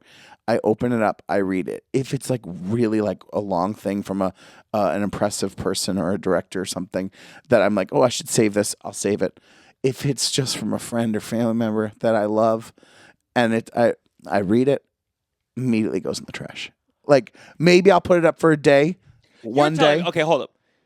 Let's say Josh Gad, fingers crossed, has to drop out of Gutenberg for something, hit by a truck, fingers crossed, and you go on, and I see you, and I mail you, and it's a letter about like, man, to see your journey and about your performance, and it's detailed. Right in the trash? Maybe I'd take a picture of it and keep that message. But I think like I save, like I've had things from people that I'm like, oh, I don't know that person well, and this means a lot coming from them. But and maybe if I read the card and it was that moving to me, Sure. I would save it. I do save some, but in general, I'm talking about like birthday cards or like a thing that's just like, hey, another year around the, or like an anniversary card, things like that, where you're like, I feel bad that you're like, this is a waste of paper and of money that you've sent it, and it's so nice, and I love the gesture, I love the idea of it, but it is a waste. Do you know what I mean? What about Ultimately, it's my thing. I hate sending them. with your wife? Are you writing cards?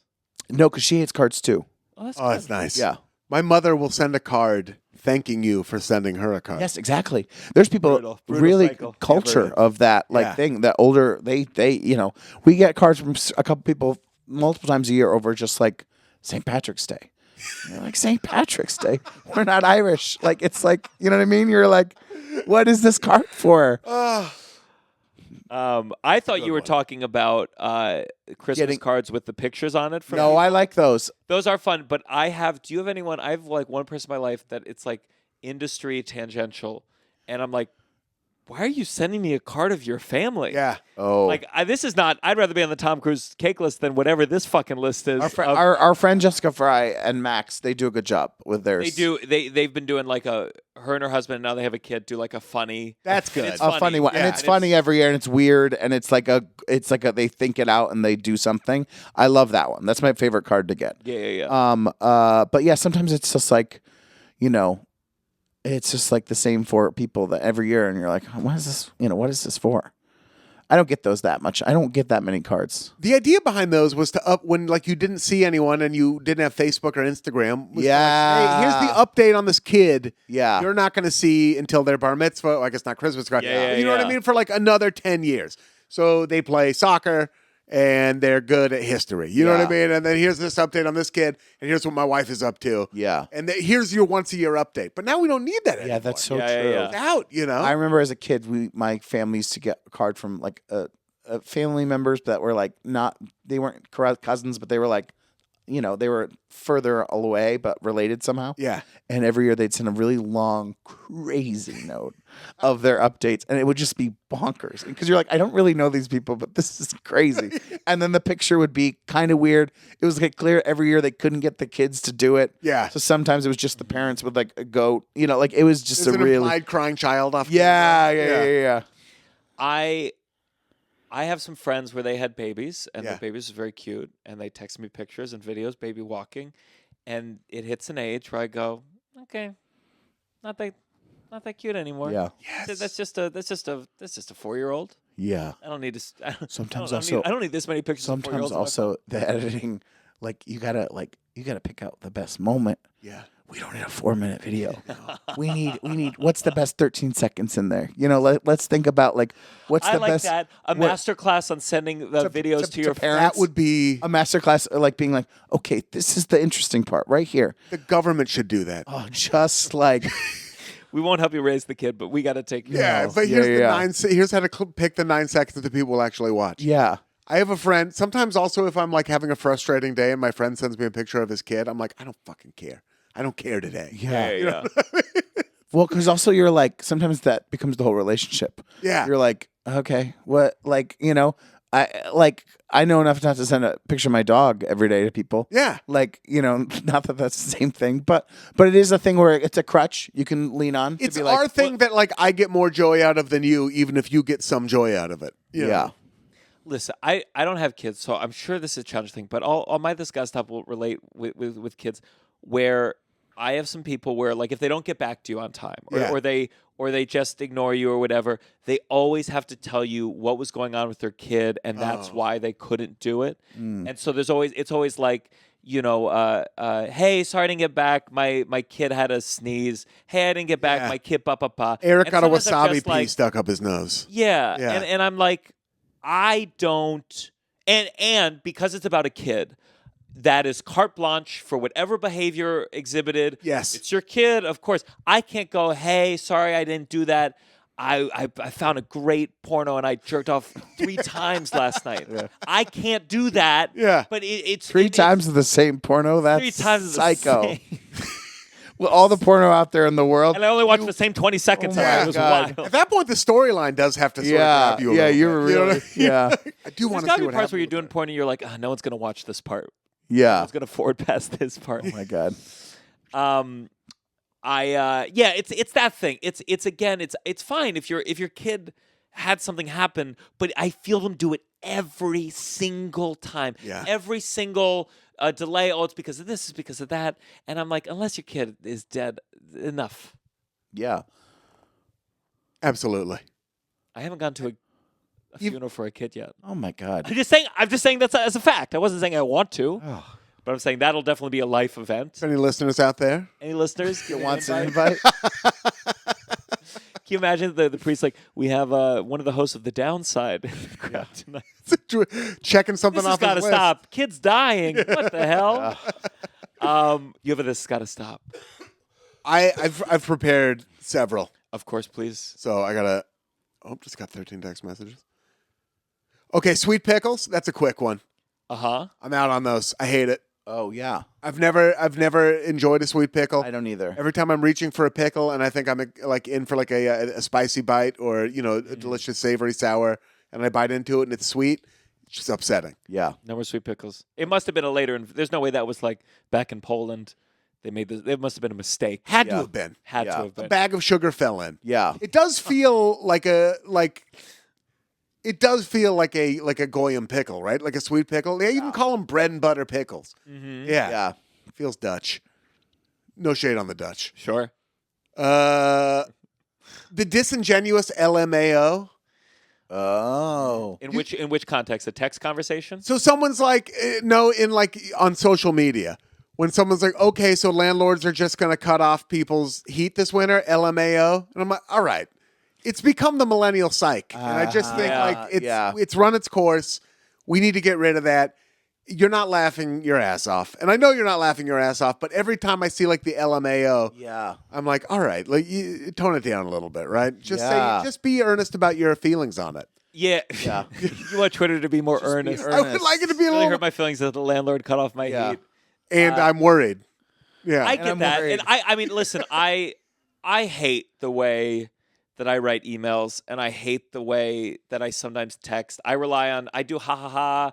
I do ha ha ha. LOLs. Yeah. But like part of it's like, why don't you try to form a full sentence? Yes. Instead of adding an LOL. Yeah. And I hate, I mean, like my emails to, business people, I just hate the, hey, how are you doing? Have a great weekend. I'm like, how can I still be talking like this? Yeah. I know. I've never hoped anyone's had a good weekend in my entire life. Yeah. No, it doesn't affect me whatsoever. I hope I have good weekends. Yeah. When I say it to a mirror. I what wish do I had the courage to end thing. I don't care how your weekend goes. You should. Get back to this. No, I think I do genuinely care. I think I would mainly hope that they do have a good weekend, but I don't care after the fact. Like I would hope you had a great weekend. Yeah. Do you know what I mean? Yeah. Like if it's on a Monday and I'm sending them a message, I'm less likely It's to care just about. genuine. Did you send you went, I hope. Yeah. You have a I hope good they had a weekend. great No, but I can do it Saturday. like this. Look at ready. I hope you have a good weekend. I am hoping real quick. I'm throwing it out there. It doesn't have to be a big. I'm not like praying for it. Easy I'm as not, that. I'm not saying I'm praying for you to have a good weekend. I'm saying I hope you have a good weekend. Just blowing a kiss. Yeah. Yeah. Yeah. Mwah, have a good weekend. You got one more? Let's go. It's like the way that dudes will celebrate anything, especially in sports. Like in Let's my go. Yeah. let's go. Like come on. We have to Yeah. come up with learn 3 other things. Yeah. Come up with 3 other things to say. Sure. Yeah. My nephew, my nephew is like a 10-year-old, loves basketball, football, like all that stuff. And I gave him a box of basketball cards. You know what I mean? And he was like, "Let's go!" Then he got another present for his birthday, like Patrick Mahomes jersey. "Let's go!" And it's like it's his one thing he says when things are going well. Oh yeah. And I'm just, I guess I'm worried for like the dudes who either did like Entourage or would have liked Entourage had it been around. I'm like, we need to expand that vocabulary. What were just a our little versions bit of more. that? The things I remember, I would say peace out. Oh yeah, That's what I did a lot. Peace out, Girl Scout. I did a lot of peace out, Girl Scout. Peace out, Girl Scout. It's just because it rhymed. Combined with your harmless flirtations. Yeah. Wow. Wow. What? Oh, you were just a cool kid who never. No, I latched wasn't. on to I any- wasn't. But I'm sure I had them. I don't remember having one though. You know, I don't remember having like a phrase. Yeah. But we must have. Yeah. I can't remember any of mine. I know I said bro and maintain saying bro quite a bit. Yeah. Earnest bros. I say bro, and there's never been a joke to it. Yeah. Yeah. Hella. But that's a West Coast thing. Ella. Hella. Oh, it was hella cold, dude. Well, let's go to the blessings. There it Let's is. roll. Section. You better count your blessings. You better count your blessing. Real quick, let me just give one more last plug for the Patreon. Patreon.com/downside. You can just join for $5 a month. You get bonus episodes, at least one a month, maybe more. Live episodes once a month. I haven't announced it yet, but we are doing a live podcast taping in Los Angeles. California. Los Angeles, California. Very nice. And that will be available exclusively on the Patreon. Tell your friends we are growing, getting more views than listens, which is weird. Yeah. It is weird, but that's Start listening. what it is. Start Yeah. listening to. What the fuck?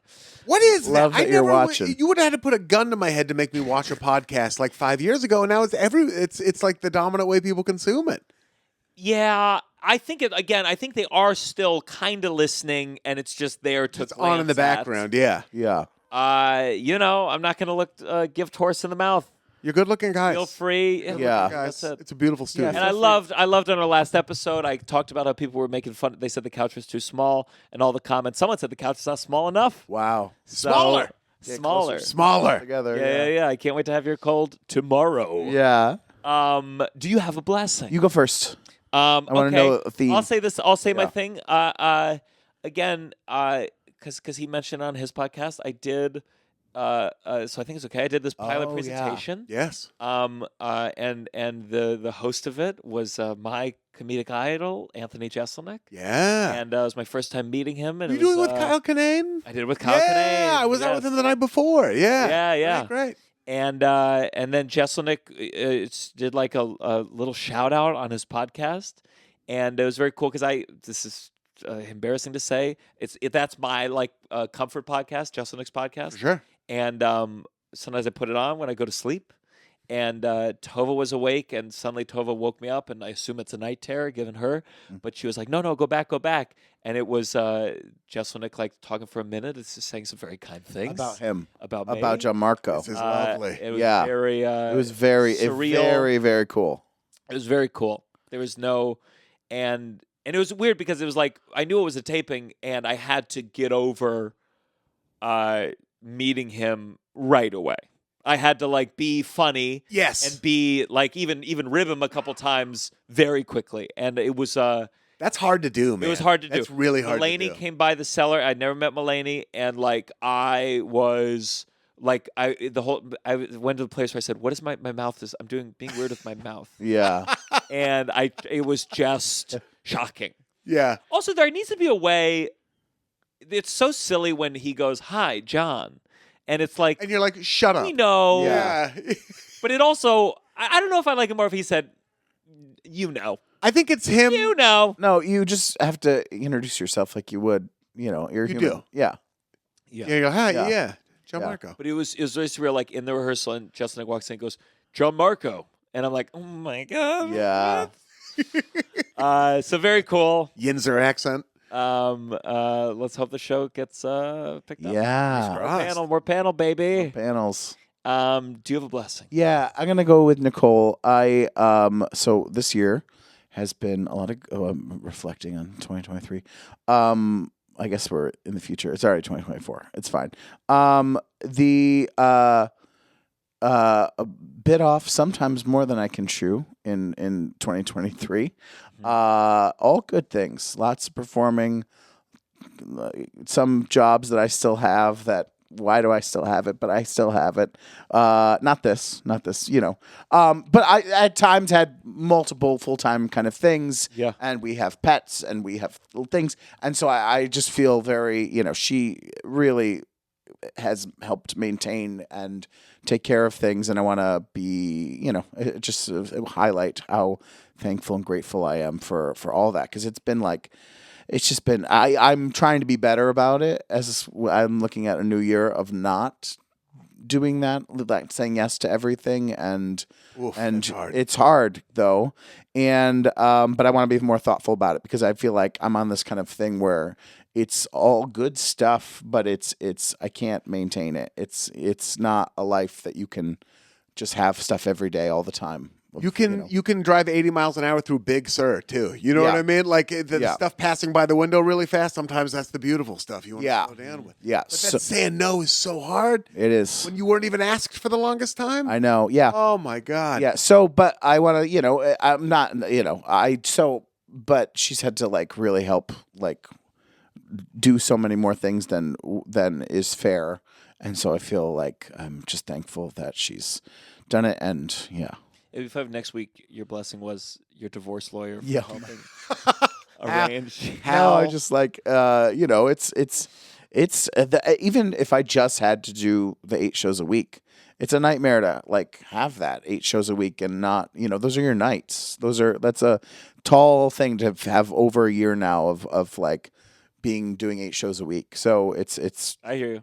I mean, I did a New Year's show, and sometimes I do these New Year's shows, and I'm like, what am I doing with my life? Dude. Yeah. How many years have you done New Year's shows? Oh, I think I've done it every year Really? for the last 5. Wow. And it was like, it was at the Cellar, and I was nervous because I was basically, we did the countdown. They brought everyone on stage at the Village Underground. Yeah. And then I was the set after the countdown. Wow. And in my mind, I thought, oh, this is going to be like the worst check spot of all time. Yeah. Of all time. But it ended up being like really, the crowd was just like electric. And I was like, I'm the last set at the VU. And I just fed off it and gave a fucking gigantic performance. It was great. Oh, that's wonderful. It was great. But at the same time, it's like, it's more than Nightmares for Tovah, where that it's like I am leading up to the countdown, and what am I thinking about? Fuck. Yeah. Am I about to eat shit? And I'm literally on stage, like knowing that once this countdown is done, I have a set right now. I'm not even leaving the stage. Now. Yeah. Now. Everyone else leaves. Yeah. And so again, and then after the set, I feel the same way you do after any good set. I'm like riding high. I'm like, I could do anything. But it's just it's a life. Yeah. It's a lifestyle. Yeah. And I saw sometimes I'm like I not to brag, I texted Pete Holmes. I'm gonna do Pete Holmes' Largo show, my Largo debut. But I was like, I joked to him. I said like, I did New Year's. It's the nightmare doing New Year's, and he was like, he was doing a New Year's show too. And I saw John Mulaney was doing a New Year's show. Everybody's it doesn't go doing away. New Year. Every club is a New Year's show. All of that stuff. Yeah. You just Even at the highest levels, you're doing attach a New yourself Year's to the show. Hebrew calendar, and then it doesn't matter at all. Sure. Do you have a blessing for us? I do indeed. Over the holidays, that's always like a triggering food time. You know, I think for anyone, and definitely for me. I had an actual moment where I was, if like a shirt doesn't fit that much, or it doesn't fit like I'm used to it fitting, or I can't get like a jacket button the same way because I put on like a couple pounds over the holidays, I would have a full blown meltdown. Like in the past, I have this incredibly weird relationship with clothes. Not weird, I guess it's completely explicable. But like one time I spilled coffee on one of the shirts that I felt good in. Yeah. Mm-hmm. And I was at a farmer's market with my wife. We had just seen Colin Firth. Should have been a beautiful day. You know what I mean? He was walking by with like a basket full of like radicchio, and I was like, oh, and then spilled coffee on my shirt. And my mood went from like heaven to hell so fast. I was having a full-blown meltdown just because I have this weird relationship with clothes. It goes back to like being in a Sears and not getting pants to fit.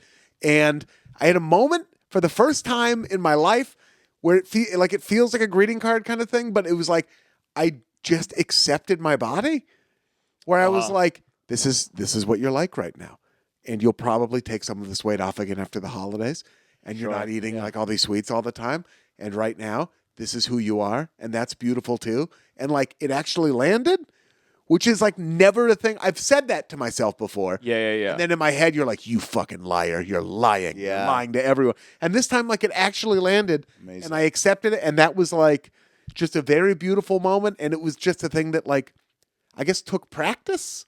Yeah. And like, but it was a really, really nice thing that hadn't happened before. And like just being generous with myself. It was just lovely. It was just a beautiful thing. That's a beautiful blessing. Yeah. That's really nice one. As opposed to some people go, music. Who said music?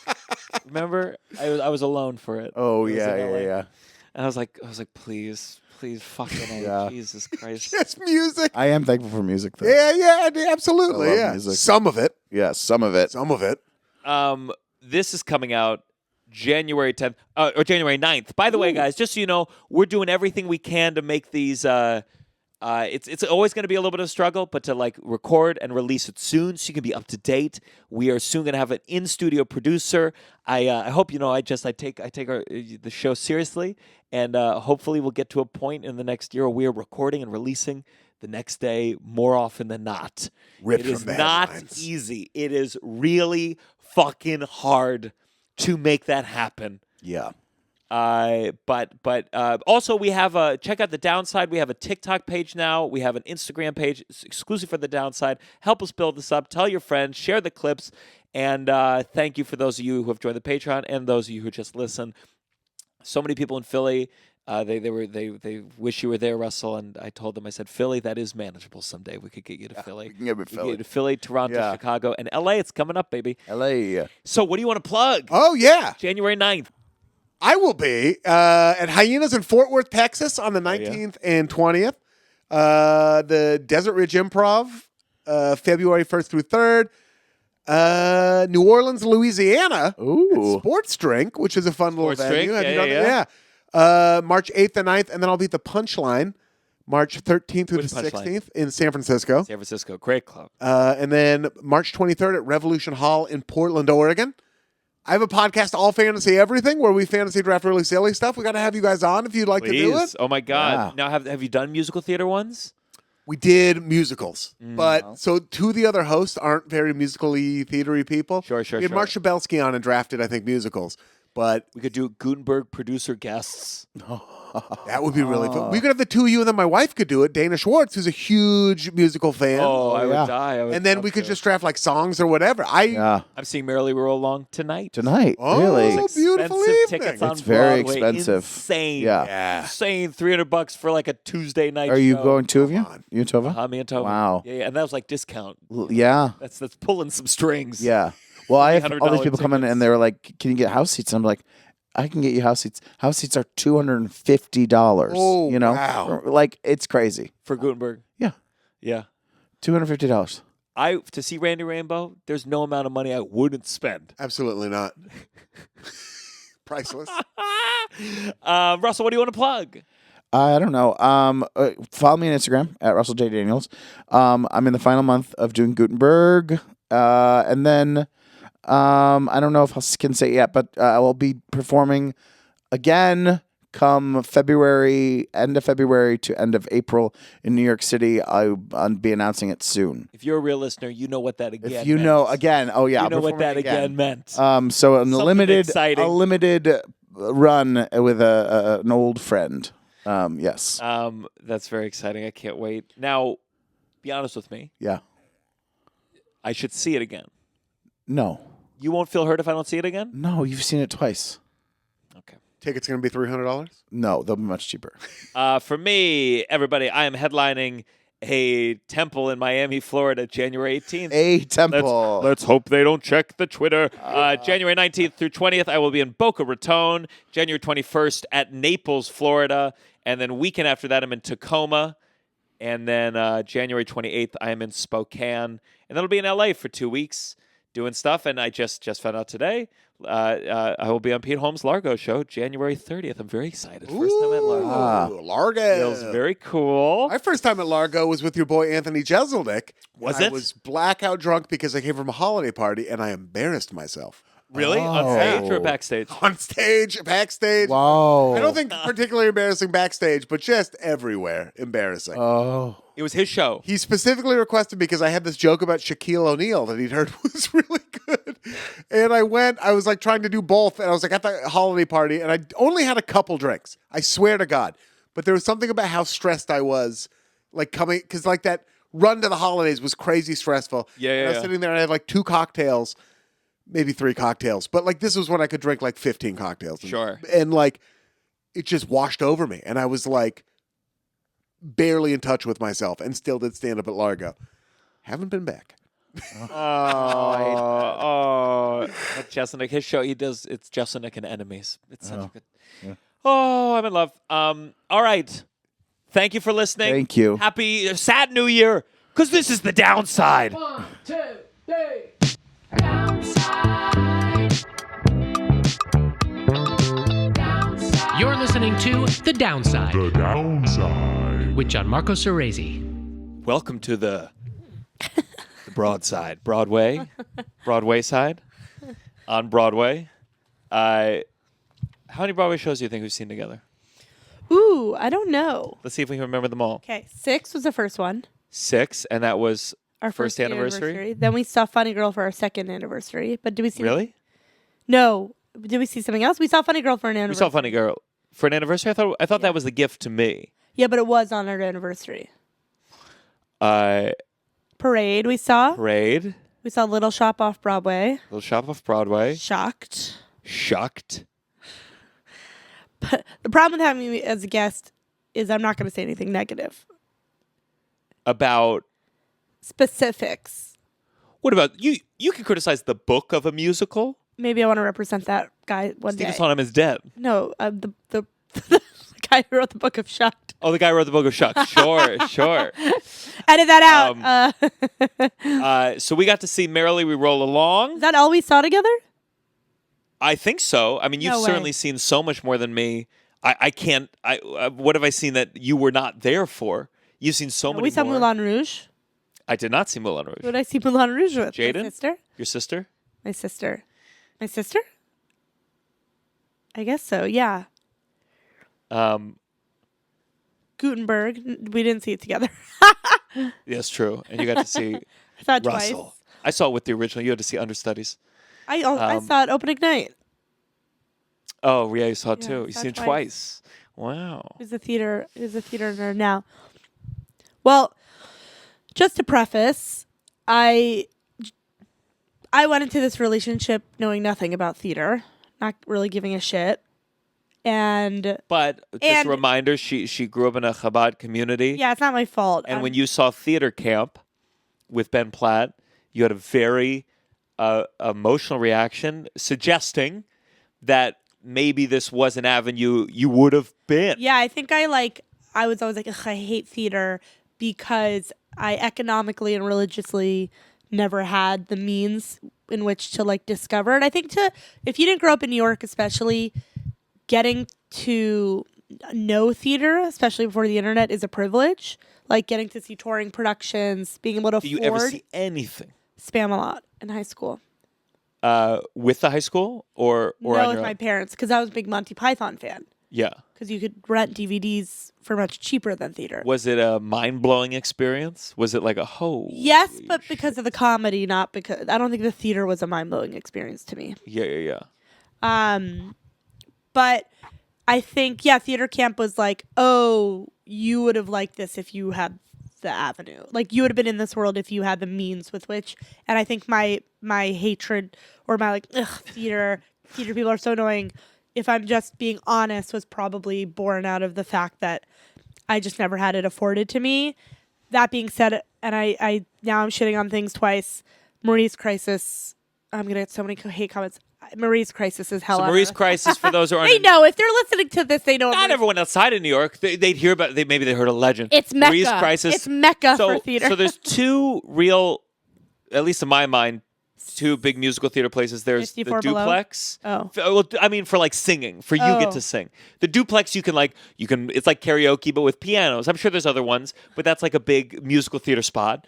And then Marie's Crisis, instead of someone singing individually, there's just a Sing along. pianist. I mean, it's intense theatery.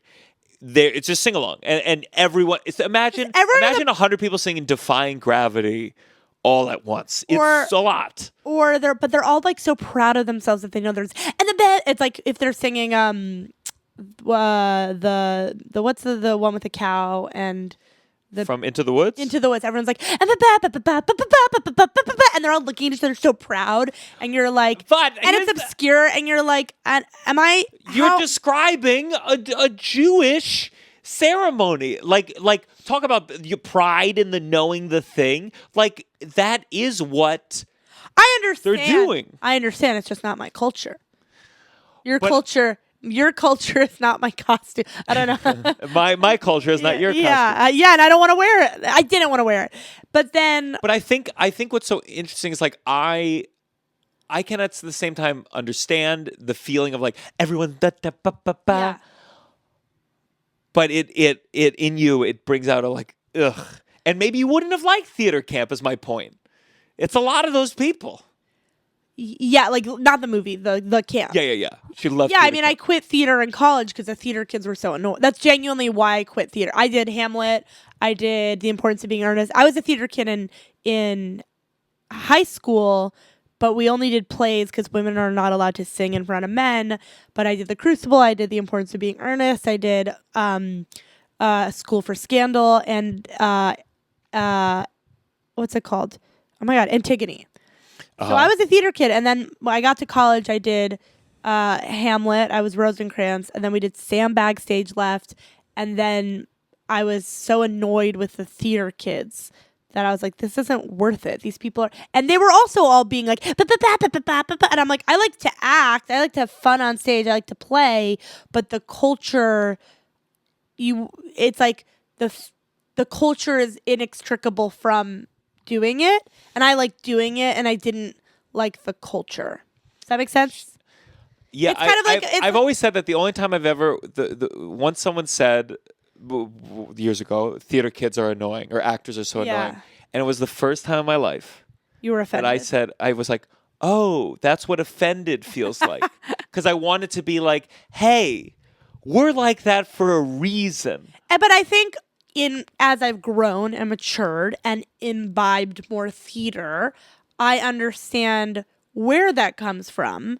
I still think the earnestness, it's kind of like I don't know enough about Dave Matthews Band, but people are like, the fans of Dave Matthews, the fans of Taylor Swift make Taylor Swift annoying. Like maybe I would like Sure. Taylor Swift if the fans were, or if Disney adults weren't so annoying. Like everyone's gonna be pissed at me. But like that's kind of how I feel about theater. You know and what I've theater said about kids. Disney adults on stage. I mean, I said they were all molested by their. You're okay. You're free. But but you know what I mean? No, So- I know what you mean, because I ultimately did go to comedy, and it's not. Sometimes I ask myself, it's not like I had a success in theater and I turned it away. But I also talk to theater people who are very sincere, and this is before I was a comedian. And something in me would be like, for me, my theater kids are Shakespeare kids. Shakespeare kids to me are like insufferable, and I get that. And so in a way, I've never had to meet a Shakespeare kid. I went to a couple times like this Shakespeare, their equivalent of an open mic where Russell. they do Russell. No. Russell's a Shakespeare kid. I mean, but I feel like he appreciates it more than me, certainly. Look, he's a Shakespeare kid. Which king is he in that? Right? King something. Yeah, that's a Lear, Shakespeare. Well, anyways, but I remember I said I was in A Winter's Tale, one of Shakespeare's later plays, and I was like, ugh, Winter's Tale sucks. And some guy was like, what do you mean? The metaphor of the flower petal turning into the statue at the end is so profound, no? And then he would so I get it. I did Hamlet fully not having any grasp of what the story was or what my character was. Like, I just said the words when it was my cue. I had no understanding of the play when I did it. I didn't do a deep dive into like who is Rosencrantz. And I've always said I don't know if I could do. You have to be some musicals like Shucked. You have to be so happy. Yeah, well, okay, so that's where I think there's different types of theater. I put Shucked in the same. I put Shucked in the same camp as Into the Woods. I would put Six in that camp. By the way, okay, now that's what's offensive. To put Shucked and Into the Woods in the same category is like saccharine, sweet, gooey fudge. That's insane. 6 is in that camp, and look, not everything in the camp is bad. And Juliet's in that camp. 6 is in that camp. I get it. So I got my uncle, my like Jewish, just not an artsy fartsy guy. Yeah. And when I was in high school, he like asked my mom, what does Gianmarco recommend we see? And I sent them to this show called Altar Boys, which is. It's like the Backstreet Boys, but a parody of a super Christian band, and then they realize they're all gay or something. And it's like, it's just super, it's parody, comedy, boy band. And my uncle was like, I will never take a theater recommendation from you ever again. No, I think it's like, I haven't seen The Lion King, but I'd put that in that bucket. I'd put SpongeBob in that bucket. Just, it's candy. Sure. And I don't think I gravitate towards, I'm going to be very careful with words, candy musicals. And I think my impression of theater at first was the candy. Mm-hmm. For example, we saw Shucked, and you liked Shucked. Hold up, that's not... No, but then you saw Parade, and Parade is the real story of Shucked. Parade's what would actually happen when a city person, a Jew, moves to the country. I thought you meant like as if like Parade was about a cornfield, but it's really about dark. It's about the countryside. It's the same not lesson, but it is the same lesson. It's the same reality, but the lesson is like we can all get along, and Parade's like, no, we can't. You're gonna get like. Imagine if lynched. Shucked ended with a Jew getting lynched at the very end. But you said this. You were the one that compared it because you were Shucked. You were like walked out feeling that like ooey gooey candy. Like I feel good. This is so fun. But then Parade is resonant and moving, and the music is the way you characterize me post Shucked is deeply upsetting. Like, you get the ick. As if I'm get the ick. Gianmarco, the post Shucked glow of Gianmarco. Shucked. First of all, I see theater so infrequently that I still like. You have it's a whole roller coaster of emotions for me seeing theater.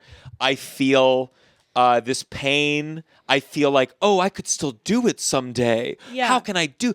Oh, did I make a mistake? What happened? And then tag on top of that the whole fucking thing is about theater and being a young artist. And so we saw Merrily We Roll Along tonight, just now. That's just now.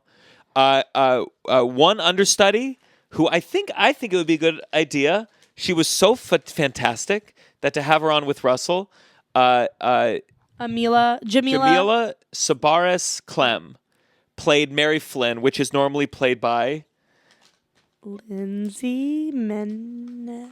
Here we go, Lindsay Mendez, who I'm sure is everyone said is amazing. And I know better now that one of my best friends is an understudy to not be disappointed. But she was incredible. Jamila Sabaris Clem, incredible. And we got to see Daniel Radcliffe. And let me just say something about Jonathan Groff, and you don't have to add on this. The spitting is a little bit much. When it was in Hamilton, it made sense. I was like, ooh, your king spits. The spitting in this, and we had very good seats. We had house seats. And we paid dearly. The spitting, even if it was like a hello, like not even a yell. And all I could think about is the actors on stage. Because I saw one whole long scene, his spit is all on his lip, and they have to talk to him, fighting the urge to. If you talk to a real person, you'd say, "Hey, buddy, you got a gallon of goo on your face. Wipe it off." I like it. I think it shows passion, and it was really cool to me. It's almost like you go to see the spit. You go, you know the infamous spit, and you go, I literally text my sister, I have seats close enough to see Jonathan Groff spit. And my sister, who's a Hamilton fan, was like, oh my God, because that alone is like a celebrity appearance. And that was one of many celebrity appearances tonight, Jonathan Groff spit. But let me just say, what I couldn't help but know as an actor is whenever he turned to someone and sang at them directly, he held in the spit. He was not spitting like that directly in their faces, because you can't. And all I know is that, like, as an actor, he's like, now suck it in for this line here, and then let it all out. I was saying to you, mid-show, whispering, we probably talk more than we should.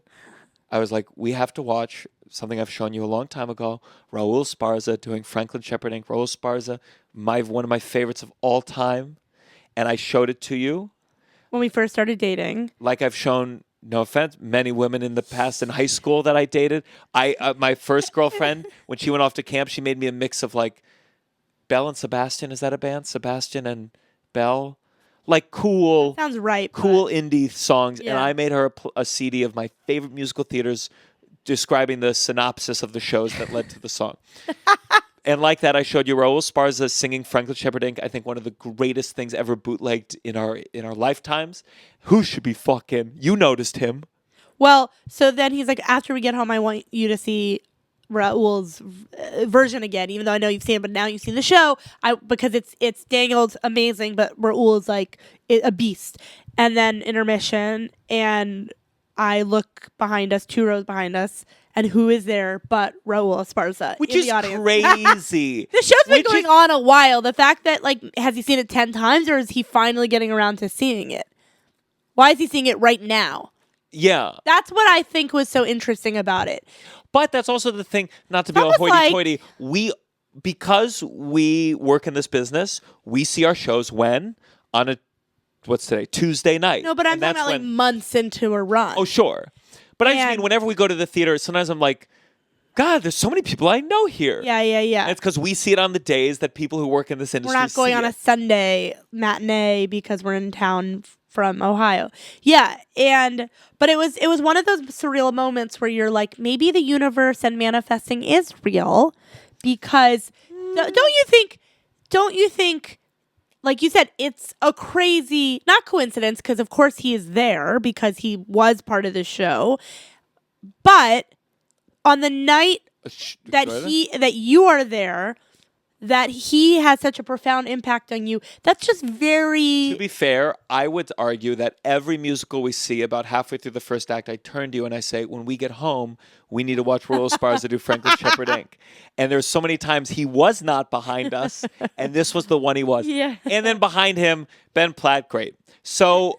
Very cool for me as well, as a fan of theater camp. I have seaweed on my shirt. We'll fix it in post, Dave. So, wanted to say something to him. Was nervous. Well, he was like, I don't want to be that annoying guy that references his Kennedy Center performance of... I'm like, no one else is going up to him and going, you're bootleg Kennedy Center, blah, blah. Or I if disagree. they are... In New York, they might be. But I don't think he's like getting... Like, as an artist, would you rather someone go... Oh, I liked your Corden set, or I really loved that one seller where you did that joke that was really dumb. Like, sure. You would be so taken and be Someone like, did that really recently with like a YouTube that like didn't pop, and I was That's like, what I'm saying. oh. Exactly. And did you like that, or were you like, get the fuck away from me? I always say, get the fuck away from me, no matter what. Well, also what was so funny is, so he wanted to work up the courage to say hi to Raul, and meanwhile, like several times, people were coming up to Gianmarco being like, I'm such a fan. And we're like, can you do that over here closer to Raul so that Raul knows that he's someone of note, so that doesn't think he's just a random fan? Yeah. It was just this domino effect of like trying to be like, thank you so much. Oh, that's so nice of you. But I think what was funny is like the two people that came up to me who both cited TikTok, they're probably like 21, 19. Yeah. And it's funny because when we got up the courage, Tovah spotted him, we walked correctly, and then an older woman came, oh my she God. was going to ruin our This moment. older woman comes up and she's like, you saw him too? And I'm like, And I then want to be like, oh, we're different. We're going to be peers someday. Yeah. And she referenced some show he was in where he was cutting, like a movie where he cut cake, and I'm like, want to talk to him about different things. Like, you were trying to glob onto our fan, like then it turned into like a line of fans. Sure. And we didn't want We that. both wanted to talk to the famous guy. Like Sure. I yes, in my mind I'm more elevated, but it was one of those things where I was just like, you were going to walk away, this woman, you were going to walk away. Now that I'm here, you're going to use my courage to go mention that you liked him in Company. Oh, really? The thing he was Tony nominated for? Get out of here. So, but it was very sweet. I think it's worth mentioning the girl that came up to you because she was like a big theater fan and a big fan of you, and she's a theater major too at Messiah. And that guy you liked in the play was an alumni of her school. Which she called Messiah. Yeah. Sounds like the school I went to. But it made me go wherever this lives. That I think I've had some recent like where people go a lot of theater on this, and then sometimes I meet theater kids and I go, oh, whether these people. Sometimes I'm like, oh, theater kids is too limited, and then I'm like, no, I grew up in a time where these are majors at colleges. This is a large group of people who enjoy art, who enjoy being on stage. And I'm like, oh, this is bigger than I think. And getting to like being able to go to a Broadway show and have an usher who's probably there because he's like involved in theater and a young theater major both come up. I'm like, yeah, you know what? You seem to dig me. And I like talking about the thing you like. Yeah. So I decided my like good resolution, like as opposed to like the go to work out, to eat healthy, like my nice resolution is like, can I see one show a month? Are there other shows that you are on your list right now that come to mind of like, oh, I should tell you the thing that popped into my mind? Yeah. Was I want to go see Natalie Walker at Studio 54. I said, is that right? 54 Below. 54 Below. Studio 54 is that's where my mom went. 54 Below. Where I said like, I knew this person. We didn't stay friends after that. But whenever I see a video, I go like, God damn, you're wailing. So when you say theater, does it include Maurice Crisis? It includes off Broadway? No, I think it has to be like a show, like not Maurice Crisis. I think a show, but I do think that can be flexible of like. I think a Broadway thing, but I do think I would get tired of Broadway. There's only a couple shows could I see the Michael Jackson show? Right. Cool. But I think off Broadway and plays, I think we should I would like you to see A Prayer for the French Republic. And that's hard. I hear that and I go, no. And I'm not the person to say watch a 3-hour play. And I know David Cromer's work. He follows me on Instagram. I want him to do the podcast. So you should go see his show. I know. I went into Prayer for the French Republic. Anna Weinstein, who is our good mutual friend, she got free tickets. I knew nothing about the show, and she goes, "It's 3 hours long, but we'll leave it intermission if we don't like it, if we're bored." And I'm like, "Oh, we're absolutely leaving at intermission. It's a 3-hour play." And intermission comes, I'm sobbing, I'm crying. It's amazing. It's very Jewy. And now it's on Broadway, and I think you shouldn't see it with me because I'm not going to sit through it twice. It's hard. Like I don't want to see matinees. I don't like the feeling I have after matinees. It's like getting drunk in the morning, and the problem is just my life. Well, we are seeing next. We're seeing. Are we allowed to say? I don't think so. Well, we're allowed to say we're seeing Wicked. Yeah, but we can't for a reason. We're seeing Wicked for a reason, so we could talk about that. We could critique a certain newcomer's performance. But it's more just that. It's like if we do this once a month, that is one of our big date nights. That it's just those moments. Yeah. And look, you know what I was thinking about today? I'm like, oh yeah, Sam Morril goes to basketball games a lot, so he takes nights off. I can take nights off, but it's hard. It's hard. And so the only way he'll do it is if I don't go to any of your friends' weddings anymore. And if he can commodify it into a little podcast addendum. Anyways, we saw Merrily tonight, and I loved this show so deeply. I do a brief synopsis. Sure. First, the brief synopsis. First, the history of the production. This was a flop on Theater Broadway. kids. This was a flop on Broadway. Maybe ran 10 performances, if I have that right. They made a documentary about it. When did it first come out? I'd have to guess 70s, 60s. So it was like to the time period. Like it's set in the 70s, 60s. Yeah. Oh, yeah. So it came out of the time. Yes. Okay, I see. And basically, it was Stephen Sondheim, and I believe, if I get this wrong, please forgive me, Hal Prince had an incredible partnership. They made all these Broadway hits, weird shows, incredible that they succeeded. And this was a flop and ultimately ended their relationship for a long time. You know, I'm sure it was more detailed. Someone fucked somebody, but they cast it with like nobodies. It was exciting because it covers like someone succeeding at the highest level of being a composer versus when they first started as like college kids. And they decided, wouldn't it be cool if we cast like 18-year-olds and 20-year-olds? And Jason Alexander was actually in the cast as a relative unknown. And it was like a disaster. It was just, they took a lot of artistic swings. You know what's the crazy characters is had shirts that said producer, You know what's composer. crazy is I've seen this documentary. You have? Yeah, because I'm not into music, and before I was into theater, but I love a showbiz doc. And I will watch a showbiz doc about anything. Well, that's how I knew you were going to like this as opposed to Into the Woods. I think Tovah's biggest problem with Into the Woods is there wasn't It's a not character. about industry. There wasn't There's a character there were playing no an agents. agent. Yes, exactly. I couldn't see myself in that show. So I like industry things. I like things. we about both love the industry things. The art and commerce is a fascinating thing. Correct. And boy, oh boy, per your earlier comment about commodifying things, am I in the doing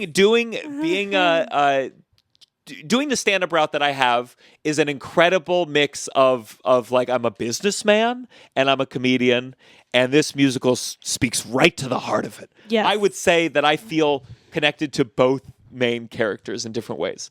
I also, for me, I feel really connected as the play, because it starts in the present and works its way backwards, the overwhelming feeling of you make a decision that in the moment feels small and it changes the course of your life, like his wife not staying at the party and then the affair beginning.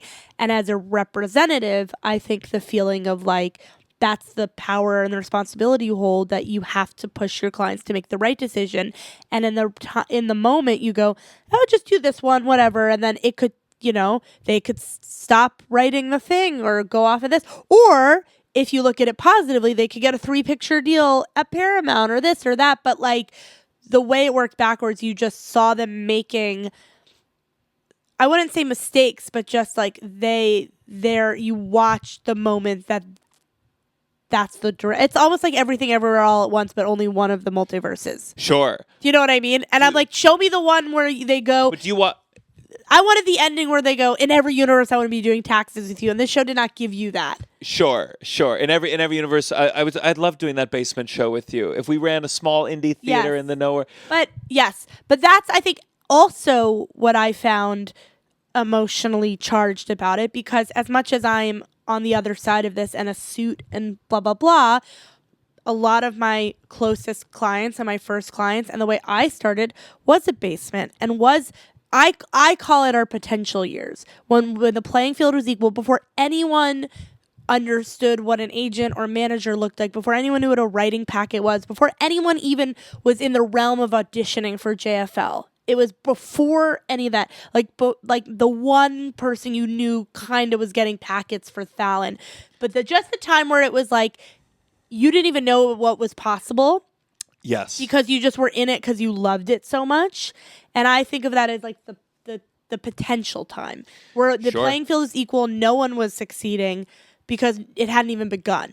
And I got very emotional at the end because the play kind of ends at that period. So just to break down, so it starts with like he's at the height of his career. He's on his third marriage. He's cheating on the woman that he cheated on with originally, but he's rich and he doesn't sexy speak and to one lives of his in LA friends, and one of and- his friends is now an alcoholic, and it's like it's very sad. His life has all the success you can imagine, and it's all fallen apart.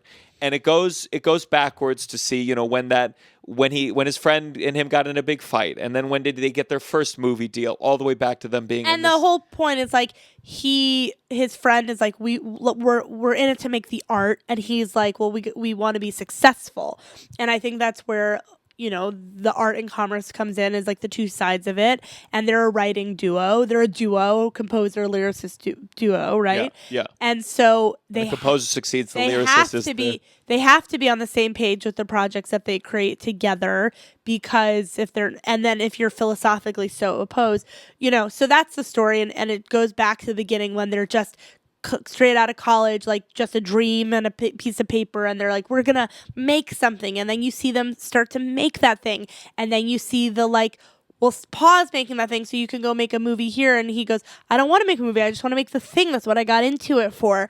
And it's just the struggle of every artist, and that's that's why it's very emotional, because same thing for my job. I want my clients to be successful and make money and be lucrative, but the successful version of this is you get to make what you want to make. That's why I love Dick so much, because I'm like, you got to make exactly the thing.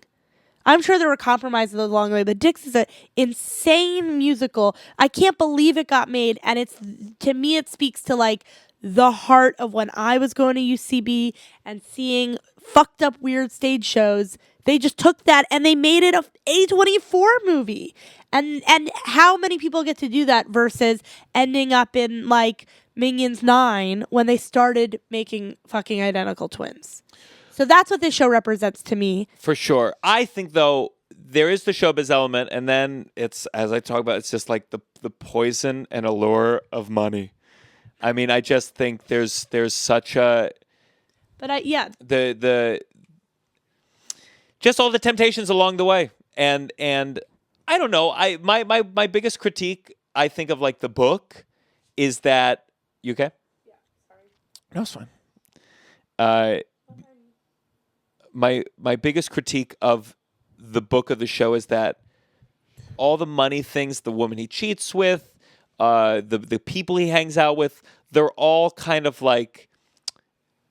They're more two-dimensional. They're like kind of evil. They're just like, it's sex and money, as opposed to you end up like hating him for the decisions that he made. See, I didn't interpret it that way, because I really identified with Jonathan's character of like, no, the point of this was to become successful.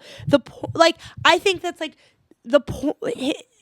I don't think he ever strayed from what his goal was, and I don't think Daniel Radcliffe's character ever strayed from what his Charles plan is. He would go back. He did not do the one for me, one for you. He did one for me, and then could not stop saying yes to those things. But I don't think it was just the money. I think it is wanting to make something of yourself, wanting to be a success. Think about his first wife and how his parents are like, her parents didn't want him to marry her. And it's like something to prove to yourself, prove to people around you.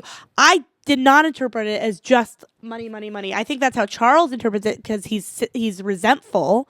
But I think Charles has flaws too. I think Charles's flaw is that he's limiting and he doesn't understand the bigger picture that I believe, if you're a good person, I believe you do get the clout that you get to make to the left down the line. You get to make your passion project once you've earned that thing. I think that's the... Sure, I think it seems that way in theory. And right. I think that there's a degree of... that it happens so quickly that it seems like from afar, that's what you do. You can get successful and then make the thing. Yes. And then it never happens. Exactly. And that is the tragedy of it. But I don't think at any point Jonathan Groff his character didn't mean that he would go back to that. He kept getting distracted. But I also think the flaw of Charles is that and this is a cynical take, as you grow up, you kind of have to, like, I reminisce about those days at the pit basement. They also were the shittiest days of my life too. I was broke and doing nothing and not having any impact and being around some of the worst comedy and art too. And like their little play about the Kennedys wasn't good. It was heady. And I was saying in the theater, So they go back. They show The them first- doing a song when they were like a little troupe at an underground theater, and it's very And that's where the overly wordy and producer- about politics and Yeah. not really. and that's where the producer scouts them, and then it goes down this path. And to me, I'm like, that's their Union Hall show. And you don't want to be at Union Hall forever. You want to go. But then what should he have done at the end? Because clearly, if you just follow quote unquote, No, I think he got too swept up in it. I'm not saying the end version of his character was he did everything right. Of course not. But I'm saying it's not so one-dimensional that it's all about the money or he just fucked his friend. It's like you get swept up in these things, and the thing that Charles said is like you have to garden it is correct. But I think separately, Charles being like, no, I'm just going to do my art for art. It's like that art was heady and green and bad and not for a purpose. And again, I know I'm a suit, but I think when people go separate art from the like commerce, art has always been tied to patronage. The Medicis, they paid for the greatest Renaissance paintings made. Sure. That art could not exist without someone commissioning it. So I think it's an inherently flawed argument to talk about art without tying it to money. And I think Charles is too idealistic, and he couldn't let that go. And I'm coming at it from a monetary perspective because that's my job, is to exploit art. That's my job. Okay. First of all, I disagree with your characterization of you as a suit. I think that's a defense mechanism. Sure. And I don't think that's full. I think you're both things. I think we're both things. Yes. We are both things. Yes. But that's my and neither I character lean was more right or wrong. They were both flawed because they were opposite But ends of the spectrum. I think there's a point of, the phrase, power corrupts, absolute power corrupts absolutely. I think success corrupts.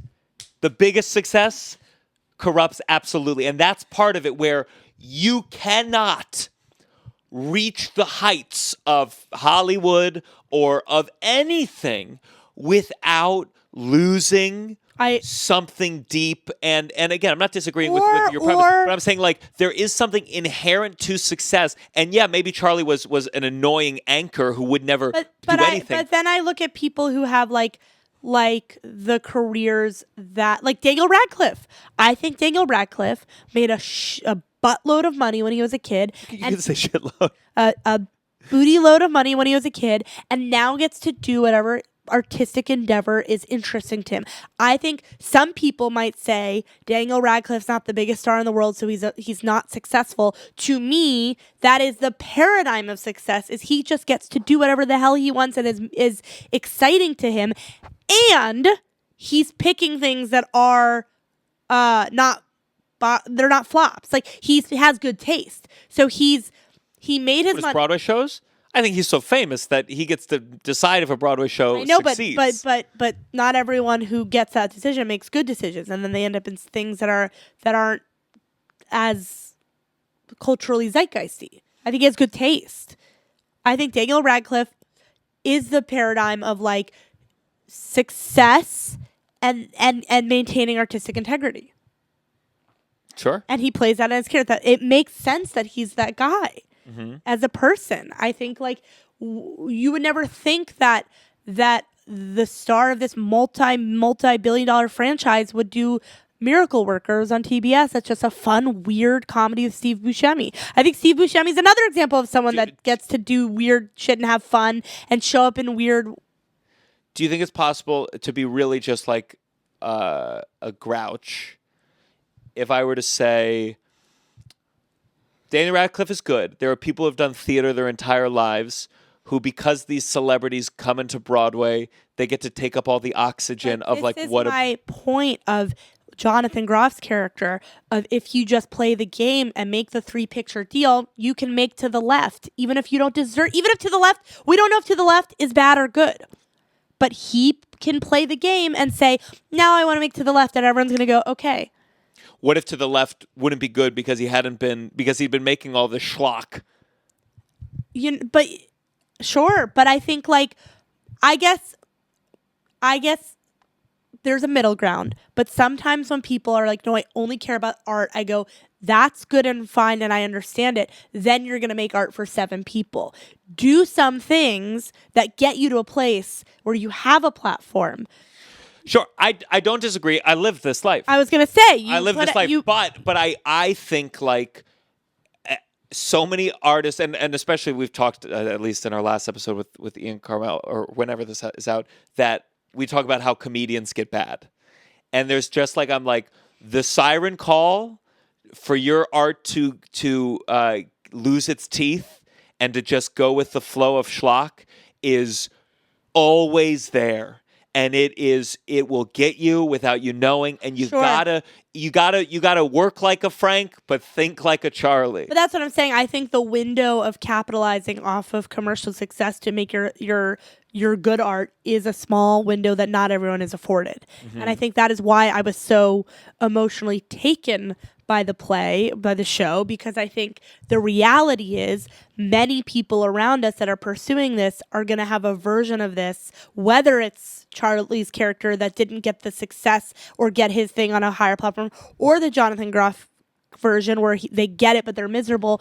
So it's like it's a lose-lose situation. And it's very overwhelming that we pick this and we are chasing these things. But it's also the sadness of success or not success. I think it's the sadness of the way that you describe how the pit was. How'd you describe it? The worst time of your life, or you describe it as the best, but shitty. No, it's very nostalgic, very reminiscent, very hopeful. And you literally, unlike the show, which literally goes in reverse, you literally can't go back. Even if you didn't succeed, you can't go back. If you do succeed, you can't go back. Your friends, as you said, it's the pre-potential. It's also like money. Like yes. they didn't have different levels. They had time. And then, I mean, one of the things that we've also mentioned, Russell and I are on a sketch team, and like it's such a microcosm of like there was a time when we had time to do a show once a month and meet 3 times a month and go to the Marriott lobby, and we didn't have any money and they would kick us out. And now I would never go to a place that would kick me out. I would just order the fucking coffee to let me stay. But there was something magical about that. And I never want to relive it, but sometimes I want to dip into it. Mm-hmm. And you try to hold on, and the forces of capitalism. I think one of my things is that, again, that the forces of capitalism ruin the world that we live in and the way that art functions in today's society. And art cannot exist without this capital, like the Medici. Maybe, but I think sometimes Hollywood is really the catalyst to the destruction of these people's friendship, because the zeros get added. I sometimes think, what world would we live in if there were no recording devices? If you wanted to see theater, you had to see it live. You could only get so famous because only so many people could see you. The fact that Taylor Swift is such a gigantic entity, good on her, great artist, blah, blah, blah. It's more that all these people could facilitate a bunch of people succeeding here, but instead all these fans facilitate one person succeeding here. And in a way, the same with movies. You have a movie that gets made for $500 million.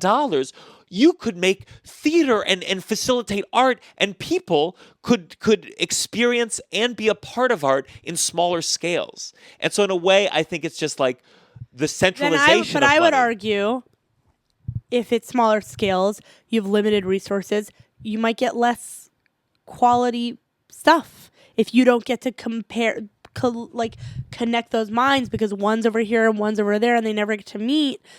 You lose out. There's pros and cons to all of this. That's very idealistic, but that you lose out. You're just getting the art in Indianapolis.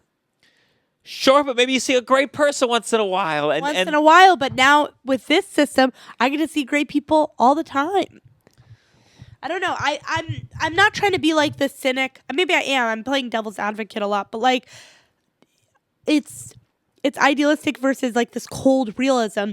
And I found myself, again, not saying where he ended up was like where he should have ended up or the right place, but I identified with Jonathan Groff's character getting swept up in that, because I think if you participate in this industry, it is designed that that's the end goal. There's not a lot of ways to define success other than that, for better or for worse. I think. I think when I think about like my life, I think one of my driving philosophies is I more look at, and again, I'm not an admirer of all his output, but I look at Adam Sandler and I go, you did the work, you built the thing, and now you can have your friends and like bring them with, like, in a way. But isn't that what I'm saying? That's what I'm saying. Then you make To the Left. Now Adam Sandler, now for Adam Sandler, he's in a basement like Grown-Ups 2. no, but Uncut Gems and all this. He wants to, now. Sure. Now Adam Sandler, who's been seen as like a hard comedy, doofus comedy, like slapsticky guy, now gets to make high concept, interesting art because he earned the right, and he did big Netflix deals, and he gets to make that now. That is my point. What you think he'll get into a point at one time where Rob Schneider shows up at his big Hollywood party and he starts drinking again. He goes, Adam, you betrayed me. And Adam goes, I hate my life. He seems to have done it. He seems... Because Rob Schneider is secretly in love with him this whole time. Is that the metaphor? The Merrily metaphor we're tracking? One character in, but sure. I mean, sure. But he you know bends what I over and mean? says, I'm you like, can do it. I'm not saying that's like the best way, but that is what he's doing. These people that you're citing, that's so cool to me. I don't disagree with you. I just think... I'm just living in reality, man. Sure. I just think people think as you do, and then one day they're Frank, and they go, wait, I thought I had my finger. I think one of the things about Frank in this is it felt like he never turned in on himself. I mean, not Jonathan Groff, this story. He never really like looked in the mirror along the way and said, am I fucking up? He just went and that's went my and point went. is because when you watch it backwards, each action feels so small. It doesn't feel like he's abandoning his friend. It feels like, okay, this little thing is my decision to get married to my wife, my decision to this, like it all happens so quickly, and like to him, he's not making any active decisions to abandon anyone. He's being presented with things. Mm-hmm. I think that's exactly right. Like, I don't know. It was very moving. It was very like, I don't know, it felt very related to what we do, and it was very emotional because I'm being cold or like the realist here, but I was crying at the end because of that reality, because of that fear that you could make all these steps and think you're doing it right or at least okay, and then end up. That's my fear. I hear that 100%. I also was crying because I'm like, what's your second? Who are you gonna leave me for? Like, you know what I mean? Like, I just like his wife's so proud of him. They were doing stuff together. They were performing together, and then your parents are much more supportive of my work than her parents were of his. But you know what I mean? I think like the cold realities of like relationships is scary and emotional to watch, and at least you got to see her get her comeuppance at the beginning, which is the end. Like she ended up getting cheated on by just a younger person. Yeah. Oh, it was really good, really phenomenal. Like that's why I get nervous seeing too much Broadway. It's like we saw a slam dunk. Yeah. This was a slam dunk. Like, it's a crazy way to start. If you're going to do, like, I'm going to see a play a month, like, to start here. I've seen so much of what's already on Broadway right now. I'm trying to think of what's on Broadway. And this just also killed me, because I think for me, and I know you can't, I truly think, I think whenever I compare anything to Judaism for you, or, like, Chabad and ritual, that I sometimes think you don't see it as the same thing. Mm-hmm. And what I argue... I wonder why. What I argue is that from where I came from, where I had no culture, I had no religion, I didn't have family traditionally, that like music theater, I get those like deep wellings. And to combine So whenever I see a musical, I'm in that place. And then to combine that with this fucking story is yes. like a fucking... It's a gut punch. But that's also why... And then Raul being there, it's like the universe was listening. Yes. Yes. Universe, read a newspaper. We got some bigger fish to fry right now. Oh, I'm not talking about anything. But that's how I feel. That's because I want to learn more about you and your culture. I'm kidding. I try to learn more about you by consuming this to the point that now I'm now a fan of it. And I'm waiting for the point that you go, Orthodox Judaism is really beautiful, and you become organically into it. I think more and more the idea of Shabbat, you're like, oh, that, or community. You've, like, maybe you're not practicing these things, but I think you, knowing me, have learned things about my upbringing that amidst all of the bad, you're like, those are beautiful concepts that you genuinely. Sure. But the same way this play was touched a part of my life and consuming theater and getting to know you, they're like Fiddler, Parade as a Jew who grew up in the South, Prayer for the French Republic. Like, I'm now also consuming a lot of this like Jewish art that's very meaningful to me over the course of consuming theater that I got because of you and my friends like Anna.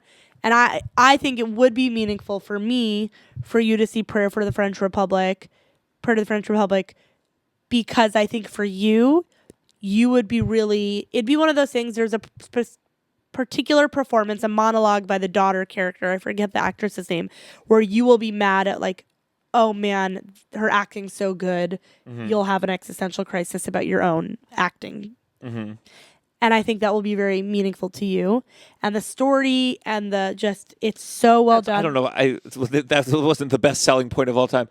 No, but I think... See the show, you'll have an existential crisis from the monologue. You'll be moved by the technique, by the acting. Believe me, I wish it is a desire to be able to enjoy art without the pain of wanting to do it myself. That's not like I don't go in there like, I could do it better. It's a pain. It's the same. I have the same pain of wanting to be involved and have people involved in it.